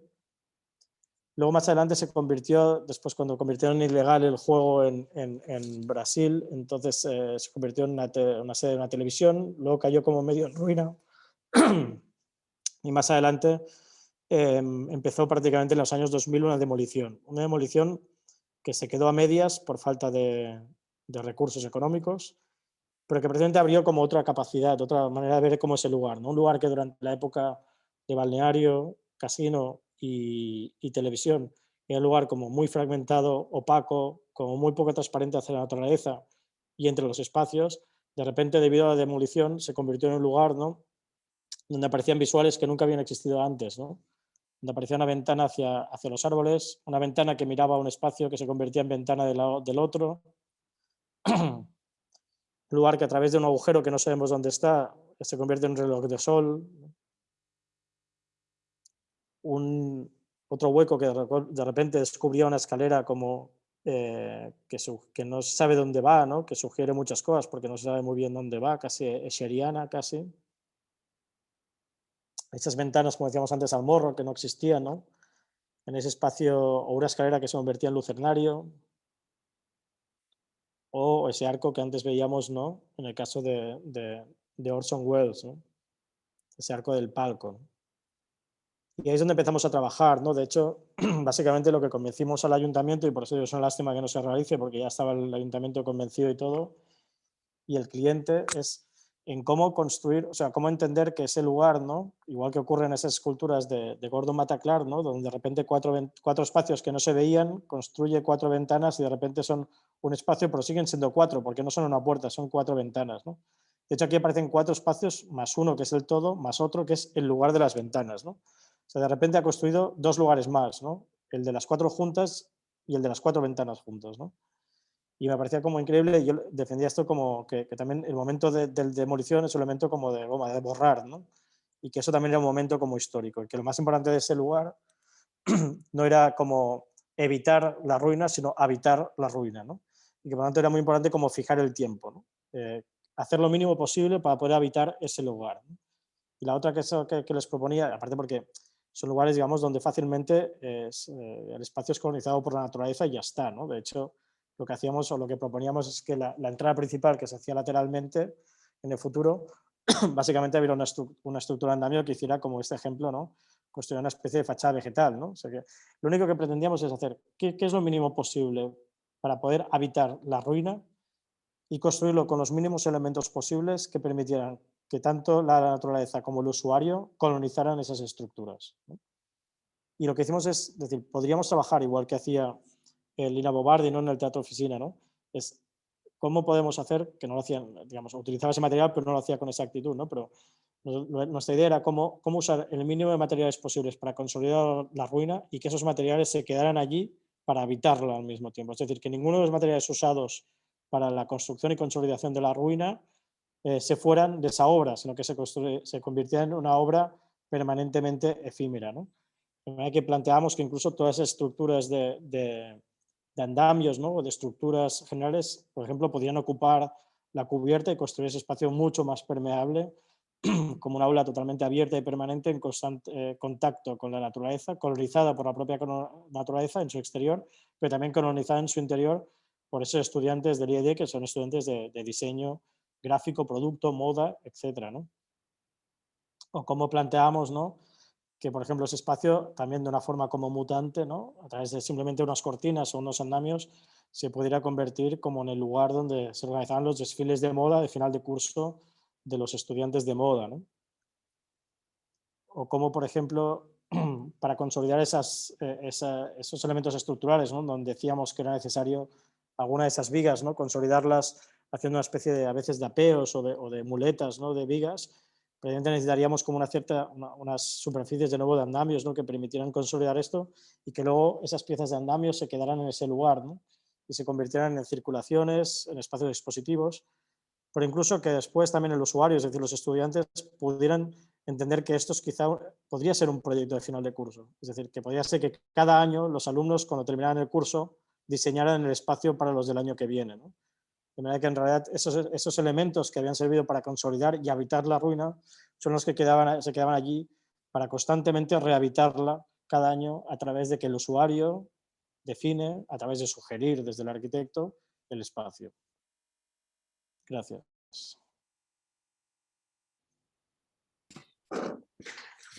Impresionante, Joseph. Estaremos aplaudiendo todos seguramente, ¿no? Pero No, este o maldito quizá no, quizá no. Ah, yo digo que sí, yo digo que sí. No, es descomunal. O sea, la verdad que, o sea, lo que está buenísimo es que es como acostumbrados a ver tanta arquitectura en los medios, vos tenés como una forma de hacer arquitectura como súper personal y tan interesante, ¿no? Por momentos, o sea, lo que es lindo de leer tu obra, como si fuéramos lectores tal cual, ¿no? O sea, es como que construís una poesía con tipografías donde el material en su pequeña expresión es el que construye un relato de un cuento, ¿no? Y cómo le sacás partido a esa geometría casi que obsesiva que manejás y que te divertís. Seguramente forma parte de tu mayor diversión, encontrar la geometría perfecta para que esto salga, de modular, submodular, que los módulos coincidan con el módulo de tal lugar, ¿no? Eso realmente son obsesiones que a mí me parece que no son los lugares donde nos obsesionamos en el mal sentido, sino que en el buen sentido, donde nos divierte rastrear y encontrar esas conversaciones con los otros, ¿no? O sea, resulta como súper sugerente la conversación que planteás con tu entorno, ¿no? Sea el Construmat, sea la Ditela, sea en este caso Río. O sea, Joseph plantea constantemente una conversación con lo otro, donde lo otro no solamente es el entorno con el cual dialoga, sino que es en cómo decir algunas cosas, ¿no? Era maravilloso verlo, encontrar como los rastros de su proyecto de la Ditela en los edificios que ya estaban, ¿no? O sea, ahí estaba como un material de proyecto que una mirada atenta de un arquitecto es la que lo encuentra, ¿no? Que rasca y encuentra como restos de información que es con la que termina construyendo un proyecto, ¿no? Y eso es como me resulta súper sugerente esa mirada de la construcción desde eso, ¿no? Es casi como componer música con otros, o sea, ya había algo que estaba sonando y el proyecto de la Ditela, que me parece que es como muy ejemplificante de todo esto, el proyecto empieza a sonar en sintonía con lo que ya está sonando. Hay una lectura casi como de sentarse en el medio del patio con los ojos cerrados e intentar escuchar qué es lo que está por ahí, ¿no? Qué es lo que está sonando, para después el edificio empezar a negociar y a charlar todo el tiempo, ¿no? O sea, cuando yo se mostraba esas fachaditas que a la izquierda dialogaban con los galpones y su galería, y a la derecha con el pozo del otro edificio, y cómo recuperar el circuito circulatorio del galpón bajo y meter la circulación para adentro. O sea, es como que no paraba como a hacer contactos, ¿no? Con estas arquitecturas preexistentes. Por ahí me pareció como súper sugerente esa manera como de construir su propia arquitectura. Y también lo que es alucinante es las referencias constantes a la propia obra, que eso también es interesante aprender a mirarlo como estudiantes, ¿no? O sea, los arquitectos construyen una arquitectura que se va retroalimentando todo el tiempo, donde un proyecto es una pista para un futuro proyecto, o un proyecto que no se hace es una pista para otro proyecto que capaz que sí se hace, ¿no? Entonces, veíamos todo el tiempo las referencias del proyecto que nos había mostrado antes Joseph, ¿no? O sea, veíamos el Construmat en otros edificios, veíamos las maderitas del primero en la Ditela, entonces es como muy lindo leer la obra de Joseph. Y si pensamos en escritores, obviamente hay, o en los directores de cine, ¿no? Aparecen cosas que son recurrentes, que de alguna manera se construyen de nuevo de una forma distinta, o que vuelven a contar el cuento que contamos en otro momento de una forma bien distinta. Y la verdad que me gusta pila, como todo esto que vimos, me encantó ver el detalle de los trabajos, ¿no? El detalle como pieza de perfección en la construcción de todo lo que le pusieron por adelante, ¿no? Todo lo que mostró Joseph era una meticulosidad en el diseño del detalle hasta la mínima expresión, ¿no? Y también es como alucinante cuando escuchábamos a Joseph, es como la matemática que hay en la cabeza, ¿no? O sea, más allá de que capaz que aproximabas algunos números, pero los tenía todos, ¿no? Que medía 40 por 40 el pabellón, que medía 12 metros de alto, que era 5 y tanto el pase, que era 2,60 y pico el otro, ¿no? O sea, como ese dominio, 40 centímetros la pieza de madera, ese dominio como de esa geometría, ¿no? Que está todo el tiempo prendida. Y lo que es alucinante de esa geometría, cómo amplifica todo el tiempo espacios, ¿no? Y vos también lo decías, ¿no? O sea, en esto de los sistemas en vez de la forma, o los procesos en vez de los resultados, o los sistemas flexibles, como, y creo que Construmat es un ejemplo bestial para eso, ¿no? O sea, había una decisión material con la catenaria construyendo espacios, y cómo moviendo las alturas de esos lugares, construía unas atmósferas imponentes, ¿no? O sea, como una pequeña distorsión, y creo que es lo más maravilloso de la charla, ¿no?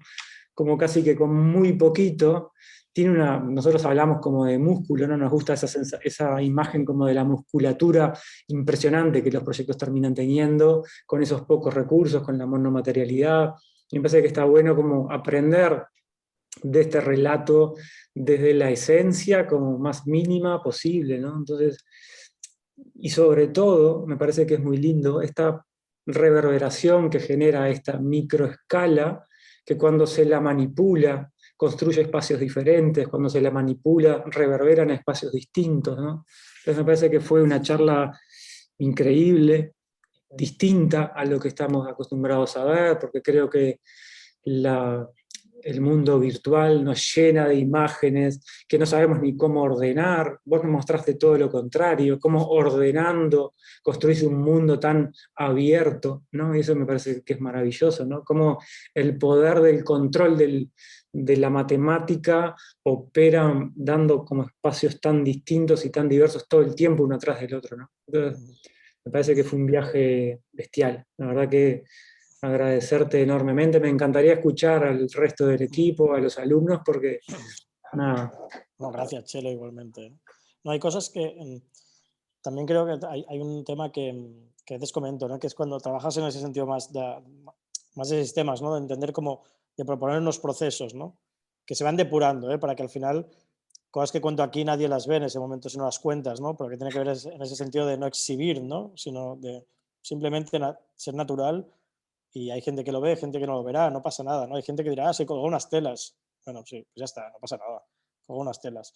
Pero en realidad creo que es bonita esa idea que en realidad tiene que parecer que casi no ha ocurrido nada. Yo creo que eso es interesante porque seguramente entonces quiere decir que está ocurriendo muchas cosas, ¿no? Eso es un tema.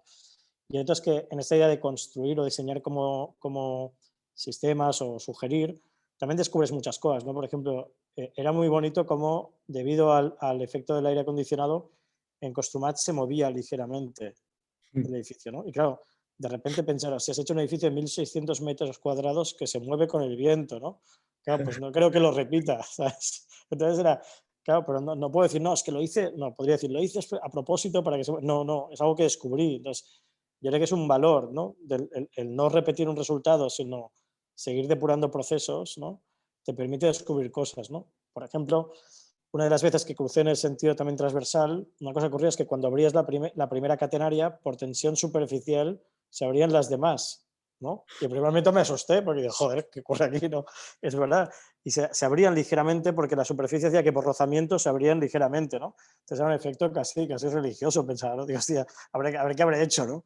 Entonces es interesante cómo descubrir las cosas. Entonces, fijarte el porqué, ¿no? Entonces entenderlas también, ¿no? Entender, decir, desde dónde está veniendo el aire que permita que esto se mueva, ¿no? En qué contacto está haciendo, en el interior de la catenaria o en el borde, ¿no? O cuán de la tensión superficial a qué es debido, al movimiento que estoy haciendo yo o al de las telas tocándose, ¿no? Allí es donde, o sea, provocar, ¿no? Pues antes decía lo de siempre dispuesto a aprender, ¿no? Provocar, digamos, el error, ¿no? En ese sentido, el error en el sentido bueno, ¿no? A la sorpresa para de allí entonces aprender, ¿no? No quedarse en plan, no, es que esto hacía tensión superficial, no, pues ¿por qué? ¿Qué está ocurriendo allí para que eso ocurra, ¿no? Y de ahí volver a aprender. Entonces ahí es donde aparece esto en el siguiente proyecto, ¿no? Que es lo que os está comentando Chelo, ¿no? Que es preparar las bases para que uno mismo aprenda algo de ese proyecto, ¿no?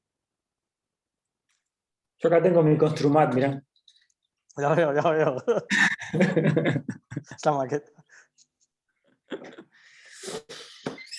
Bueno, ¿qué más, gurises? ¿Alguna pregunta?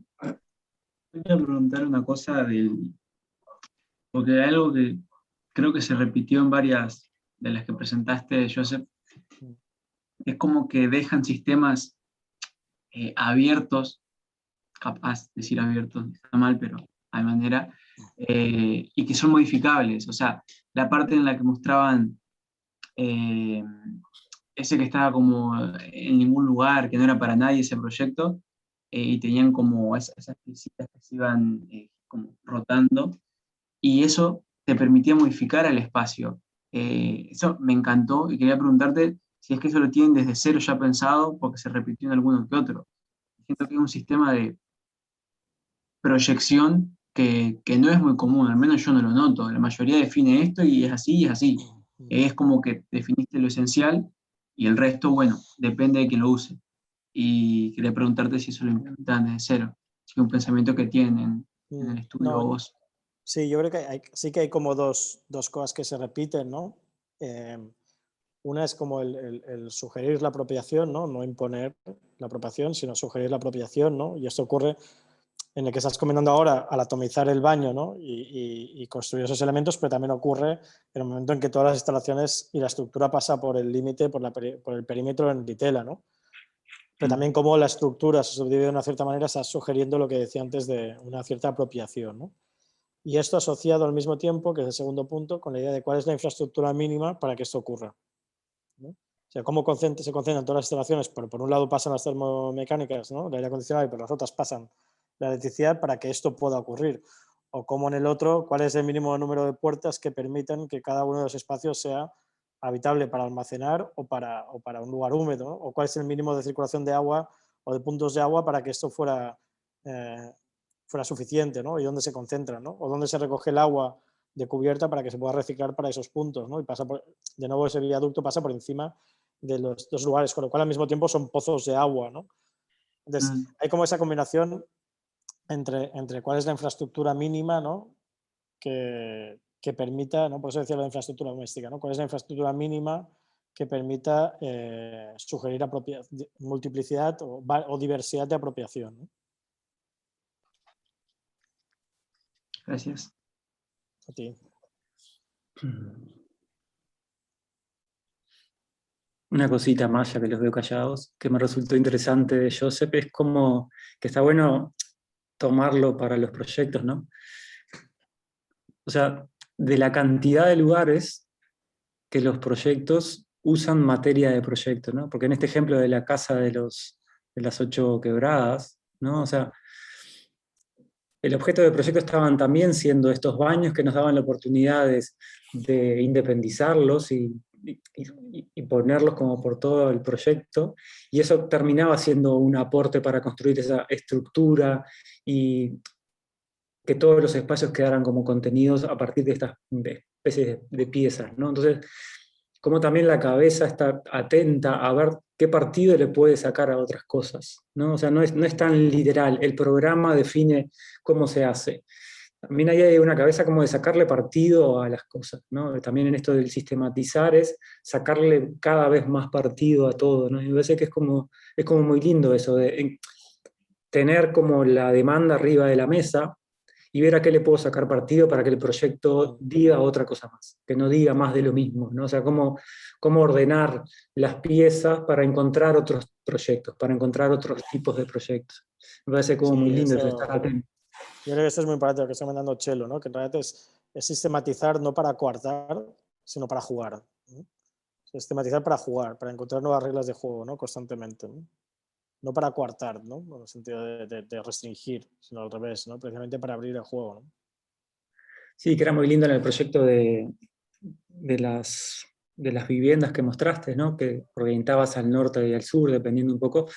En esto, obviamente, en tu orden inicial, encontrar dónde podías tener estas bifurcaciones de proyecto, ¿no? Duplicar las terrazas, cambiarlas de lugar, o sea, en estas reglas de juego que uno define, que vienen de la mano de una estructura, de una economía de recursos, de un montón de etcéteras, como en estas reglas de juego encontrar esas posibilidades de libertad que estas restricciones libres les permiten al proyecto como aparecer, ¿no? Está buenísimo eso.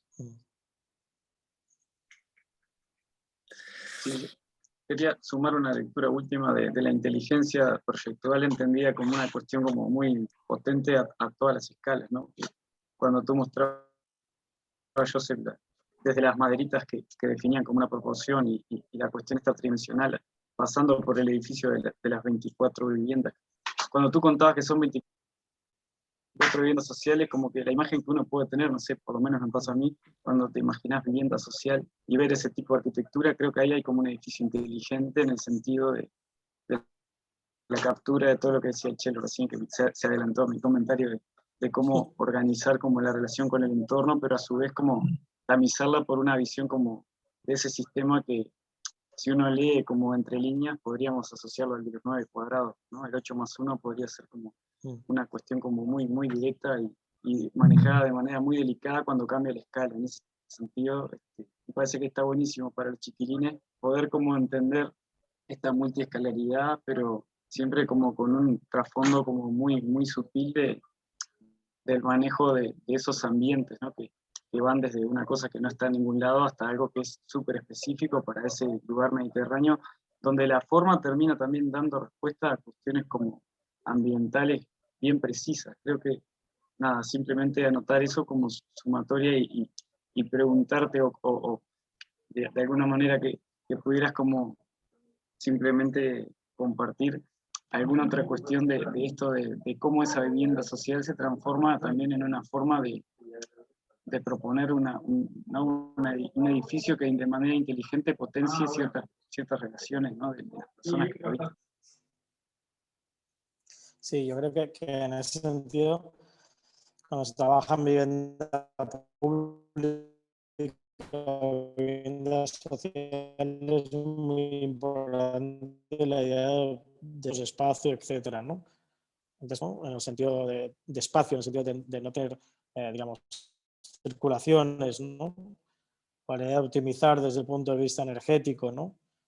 O, por ejemplo, no enterrar el parking, ¿no? O sea, elevarse, porque al mismo tiempo de que permite no enterrar y gastar menos recursos económicos, al mismo tiempo permite que el aire circule y tenga sentido esos espacios porosos de los patios, ¿no? Entonces, hay como constantemente como ese de optimización o de eficiencia que antes decía, ¿no? Que están trabajando en ese sentido, ¿no? Es decir, si la construcción en piedra requiere o facilita que los espacios no tengan vigas, sino que tengan vueltas, o sea, pues la vuelta puede ser al mismo tiempo digamos, un túnel de viento, o sea, puede provocar, ¿no? Esto, o sea, el tema es otra vez lo mismo, es decir, puedo con el mínimo de recursos posibles en todos los sentidos, no económicos, económicos, energéticos, formales, que conseguir lo máximo posible, ¿no? Es decir, si la vuelta es una construcción en lógica en piedra, puede ser al mismo tiempo la vuelta del túnel de viento. Entonces, constantemente hay como esa búsqueda, digamos, en esa idea de optimización, como bien comentas, que se trabaja a todas las escalas, ¿no? Y no de una forma lineal, o sea, que todo ocurre al mismo tiempo, ¿no?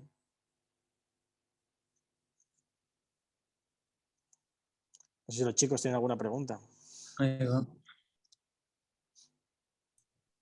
Yo quería comentar algo ahí que me gustó mucho como el nivel de abstracción que maneja de un montón de elementos que tal lo decía, que a veces quizás no es necesario ponernos a pensar en qué tipo de piel utilizamos o un montón de cosas de las que se puede prescindir en un proyecto y que ese nivel de abstracción sumado a cómo él explica los proyectos y eso, te lo, te lo clarifica bastante bien el proceso del proyecto, ¿no? Y en ese sentido me gustaba volver un poco a lo que me estaba hablando en la charla, cuando mostraba lo del nido de pájaro y eso, y cómo explicaba y un poco cómo pensaba el tema de los materiales, el uso de la geometría para responder a ciertos problemas funcionales, espaciales, etc. Cómo eso se ve transversalizado en todos los proyectos que plantea, ¿no?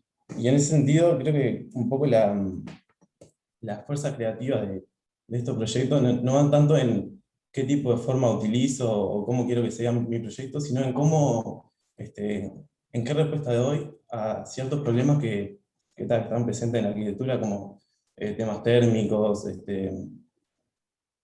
temas funcionales, etc. Y creo que la creatividad con que resuelve todos esos problemas y la variedad de soluciones que plantea terminan generando como una riqueza espacial y formal tremenda, no pensándolo de la forma en sí o de los espacios en sí, sino en todas estas cuestiones que aparecen en el proyecto. Sí, gracias. Gracias, Facundo, por los comentarios. Yo creo que muchas veces comento y lo comento con los estudiantes, que a veces es más fácil. Yo creo que es más fácil proyectar cuando hablas de adjetivos que cuando hablas de sustantivos, ¿no? O sea, es muy difícil cuando te dicen, por ejemplo, tienes que hacer un comedor. Ya está. En tu cabeza han pasado 300 comedores, ¿no? Entonces, no es lo mismo pensar en qué adjetivos tiene que tener este lugar, ¿no? Entonces, ya cambias. Ya no tienes como imágenes preestablecidas o formas, ¿no? Y lo mismo con todo. Es decir, si te dicen, construye una silla. No es lo mismo que te dicen construye una silla o un lugar para sentarse, ¿no? Entonces, una silla automáticamente tu cabeza está programada para ver sillas. Entonces, los sustantivos nos relacionan con imágenes, ¿no? En cambio, un lugar para sentarse puede ser una viga de acero, simplemente que esté a 45 centímetros, porque tampoco vas a putear, ¿no? Y que esté a terracota, ¿no? Pero sí que es importante como esquivar un poco esto. Yo tenía un profesor, uno de los mejores profesores que tuve, que en el curso de vivienda, que era tercer año, me acuerdo que siempre como evitaba eso, ¿no? Y de repente te decía que el programa era, yo qué sé, pues una señora que le gustaba leer mientras comía, ¿no? Entonces en el programa había, para jugar con sustantivos, porque no fueran sustantivos, decía, tenéis que hacer una cometeca, ¿no? Entonces era comedor biblioteca, ¿no? Entonces era como jugaba constantemente con esa idea, no, es una señora que necesita sobre todo un espacio grande de cometeca, ¿no? Y jugaba precisamente para eso, ¿no? Para empezar a como a entender y cómo comes mientras lees o cómo lees mientras comes, ¿no? Entonces empiezas a pensar diferente, ¿no? No pensarlo desde el comedor, automáticamente piensas en tu casa, el de casa de tus padres, el de tu abuela, de tus amigos, o sea, todos los comedores que tienes en la cabeza. Entonces es para huir un poco de esa idea más de imagen, ¿no? Por eso ese programa que antes al principio comentaba Chelo, ¿no? En vuestro caso, ¿no? Que es una universidad, pero no tiene por qué ser una universidad. Para ser una universidad, yo creo que eso es muy interesante, es muy importante pensar de esa manera, ¿no? Y enseñar y aprender de esa manera. Josep, a mí me queda una, igual interrumpo. Vos presentás los proyectos con unos gráficos súper esquemáticos y con una estética súper definida, ¿no? Y casi que disfrutás de estos esquemitas que cuentan casi que todo el proyecto. ¿Son parte del proceso del proyecto? Contanos un poco acerca de cómo usás esas piezas para contar o cómo surgen. No, forman parte del proceso, forman parte de ese proceso de destilar, ¿no? Incluso muchas veces, como antes mostrabas en tu presentación del principio, una axonometría explosionada, ¿no? También que muchas veces trabajamos.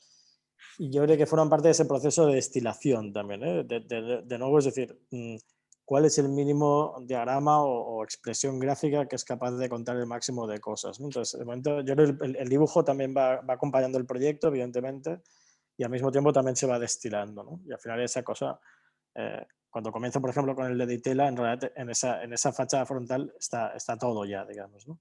Hay un tema de cómo también una cosa que está en muchos proyectos, ¿no? Que es la relación entre lo vertical y lo horizontal, ¿no? En que simplemente la densificación de la verticalidad también construye, por ejemplo, horizontalidad, ¿no? Y eso aparece en muchos proyectos, ¿no? Si os fijáis, en este caso no hay columna y techo, ¿no? De hecho, es la densificación de la columna casi construiría un techo, ¿no? Una cubierta, ¿no? O en el caso del primero también, o en el segundo también, en el caso de Construmat, ¿no? ¿Dónde está la columna, en el sentido aunque sea colgante, y dónde está el techo, ¿no? En realidad es columna y techo es lo mismo, ¿no? Entonces hay como muchas búsquedas en ese sentido, ¿no? Y que hayan los dibujos precisos, ¿no? Y lo más sintéticos posibles para poder ayudar como a entender esa síntesis, ¿no? Están bestiales. Una cosa que quería agregar, Chelo, y que justo te me metiste adelante, pero buenísimo porque iba de la mano de eso. Era el tema de que independientemente, y además de todas las horas de arquitectura que presentaste que me parecieron fantásticas, en esa interescalaridad que hablaba Nacho, que al estudiante le sirve y a nosotros nos sirve también para entender cómo pasar de una cosa a la otra, es cuestión de agrandar o achicar determinados elementos y que con eso basta, que a veces nos complicamos de más. Una cosa que me pareció muy, muy buena y que me gustó muchísimo en la presentación fue la manera del relato de los proyectos, que también es una cosa que por lo general al arquitecto, al estudiante, le cuesta encontrar la manera en que cuenta sus proyectos o la manera en que los muestra para que se entienda de esa manera. Y como toda expresión artística, básicamente, el relato de arquitectura habla mucho de la persona que está detrás. Y es un poco lo que decía Chelo al principio, de cómo esa obsesión sobre la geometría, sobre las medidas, sobre la medida de los espacios, sobre lo que existe y sobre lo que puede haber, habla mucho de vos. Yo creo que con esta charla que tuvimos, yo te conozco mucho más, a pesar de que podamos haber tenido 100 millones de interacciones a partir de las 100 millones de imágenes que haya visto tuyas en internet. Creo que ese intercambio ya habla mucho de tu obra, de cómo sos vos en la vida, y que también es como una invitación a todos, tanto a los docentes como a los estudiantes, como a todo aquel que se haya sumado a esta charla, de alguna manera darle una guía para cómo mostrar las cosas que produce, que a veces es complicado encontrar ese camino, y vos lo hiciste como súper claro, súper conciso y con una claridad mayúscula. La verdad, te agradezco mucho por eso, porque es como también una lección en eso.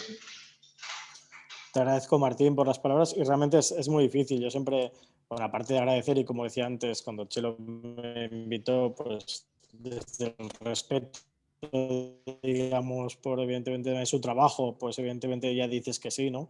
Pero es verdad que es de los momentos que puedes, yo siempre digo que la charla no es tanto para enseñar, ¿no? Sino para compartir, ¿no? y es la que me permite compartir. Aprendes mucho también, en esa idea de lo sintético del dibujo también está la síntesis del relato también, ¿no? El ir contándolo también, te lo estás contando a uno mismo, ¿no? Porque eso es lo que decía antes digamos, del compartir, ¿no? Pero es verdad que es muy difícil, como al mismo tiempo, a excepción de esos momentos, cómo compartir esta manera.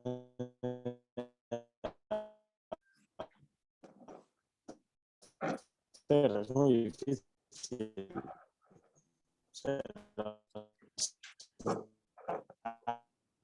Ves las imágenes, es verdad, no hay como concesión frontal, es simétrica, etcétera, ¿no? O sea, que no hay como concesiones a esas imágenes, ¿no?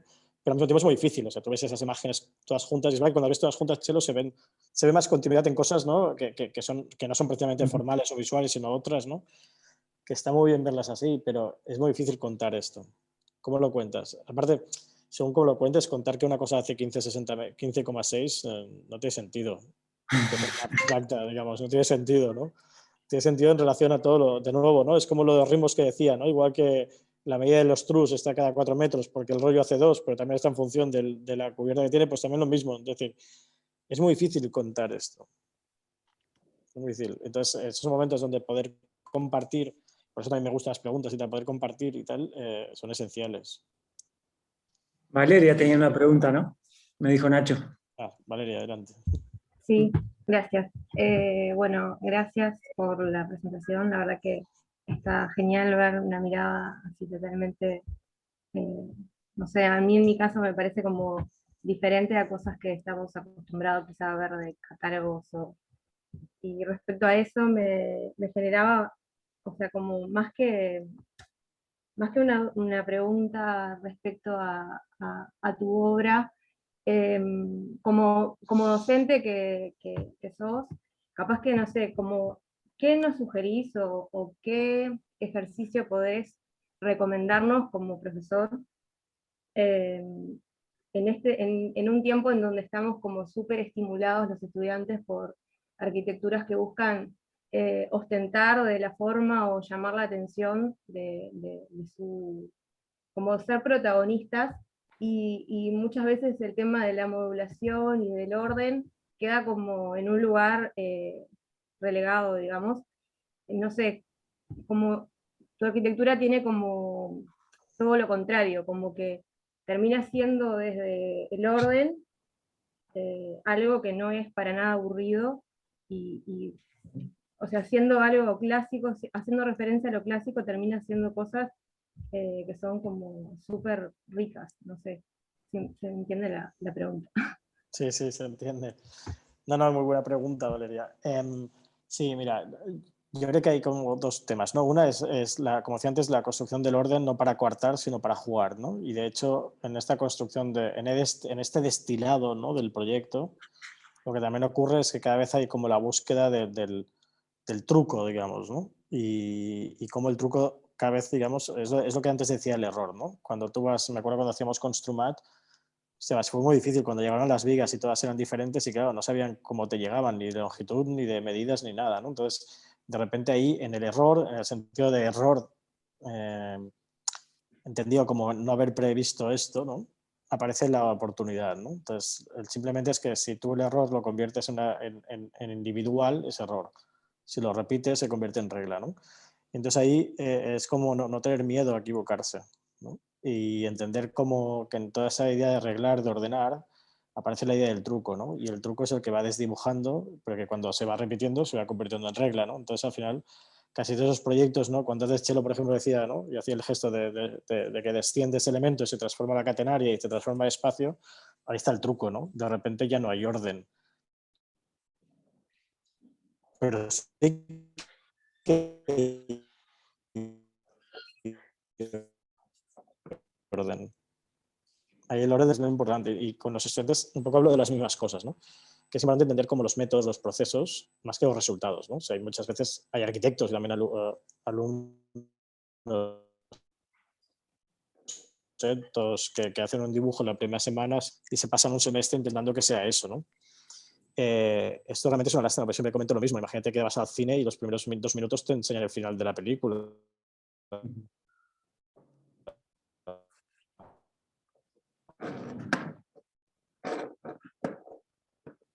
¿Se me cortó a mí o soy yo? No, es con Joseph, me parece. Igual Qué después putada, aparece, pues, no cuenta quieres todo ir al cine ya, rapidísimo. ¿no? Para que quedarse. Ahí. Hola. Te perdimos Ahora. ahí, Joseph, Sí. recién. ¿Ahora?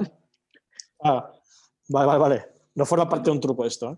No, esto digo, Cuando fuimos Ahí, al cine, justo fuiste al cine, ahí quedó. ahí con lo más importante de la tarde. No. Simplemente no comentaba esto, que en realidad con los alumnos yo siempre hablo de esto, ¿no? De no estar atentos tanto como al resultado, sino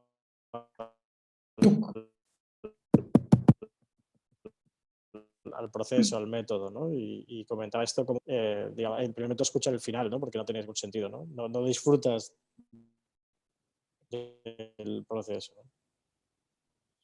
Capaz que es hora de dejarte ir porque me parece que tu El internet... valor como la idea de trabajar como metodología. Está fallando ahora. No para, aparte. ¿Qué? Sí. Capaz que si apaga ¿Ya? la cámara le funciona mejor. A ver. Ahí ¿Ahora? se escucha. A ver. ¿Se escucha? Sí, Sí. perfecto. A ver, voy a Sí, poner se la escucha pantalla otra vez, que está con movimiento. Ahí va. A ver. Perfecto. ¿Ahora? Dale. ¿Así? Sí, ahora se escucha bien. Bueno, es Así, que a veces sí. necesito ir muy rápido, si no, no puedo hacer varias cosas a la vez. No, pero sí. Bueno, ¿alguna pregunta más? Capaz que ya, siendo 1:15, nos podemos dejar ir a Joseph, que nos dedicaste mucho más tiempo del que te había pedido. Pero como comparto lo que vos decís, son muy lindas las preguntas después de las charlas porque, nada, lo que uno cuenta más o menos ya lo sabe. Entonces está bueno ver cómo rebota en los que escuchan, ¿no? Entonces está bueno cuando nos quedamos un rato charlando. Así es. Despedirte, agradecerte el cacho de charla que nos llevamos todos puestos encima para pensar y reflexionar. Creo que de verdad nos llevamos como mucho para pensar. Creo que es muy didáctica para los proyectos, sobre todo tu mirada de ver las cosas. Así que nada, de verdad agradecerte de corazón todo este tiempo que nos diste y muy linda la presentación y tu obra, obviamente, ¿no? Muchas gracias, ¿no? A vosotros, a todos por estar acá y la verdad es que lo disfruté y Chelo, muchas gracias por la invitación y a todo el cuerpo docente y nos vemos pronto, espero. Gracias. Nos vemos pronto. Ojalá nos veamos pronto. Muchas gracias, Joseph. Cuidaros, Me gusta ver las cosas. cuídense. Sí. Que pases bien. Igualmente. Chao. Bye. Chao, muchas gracias. Chao, gracias.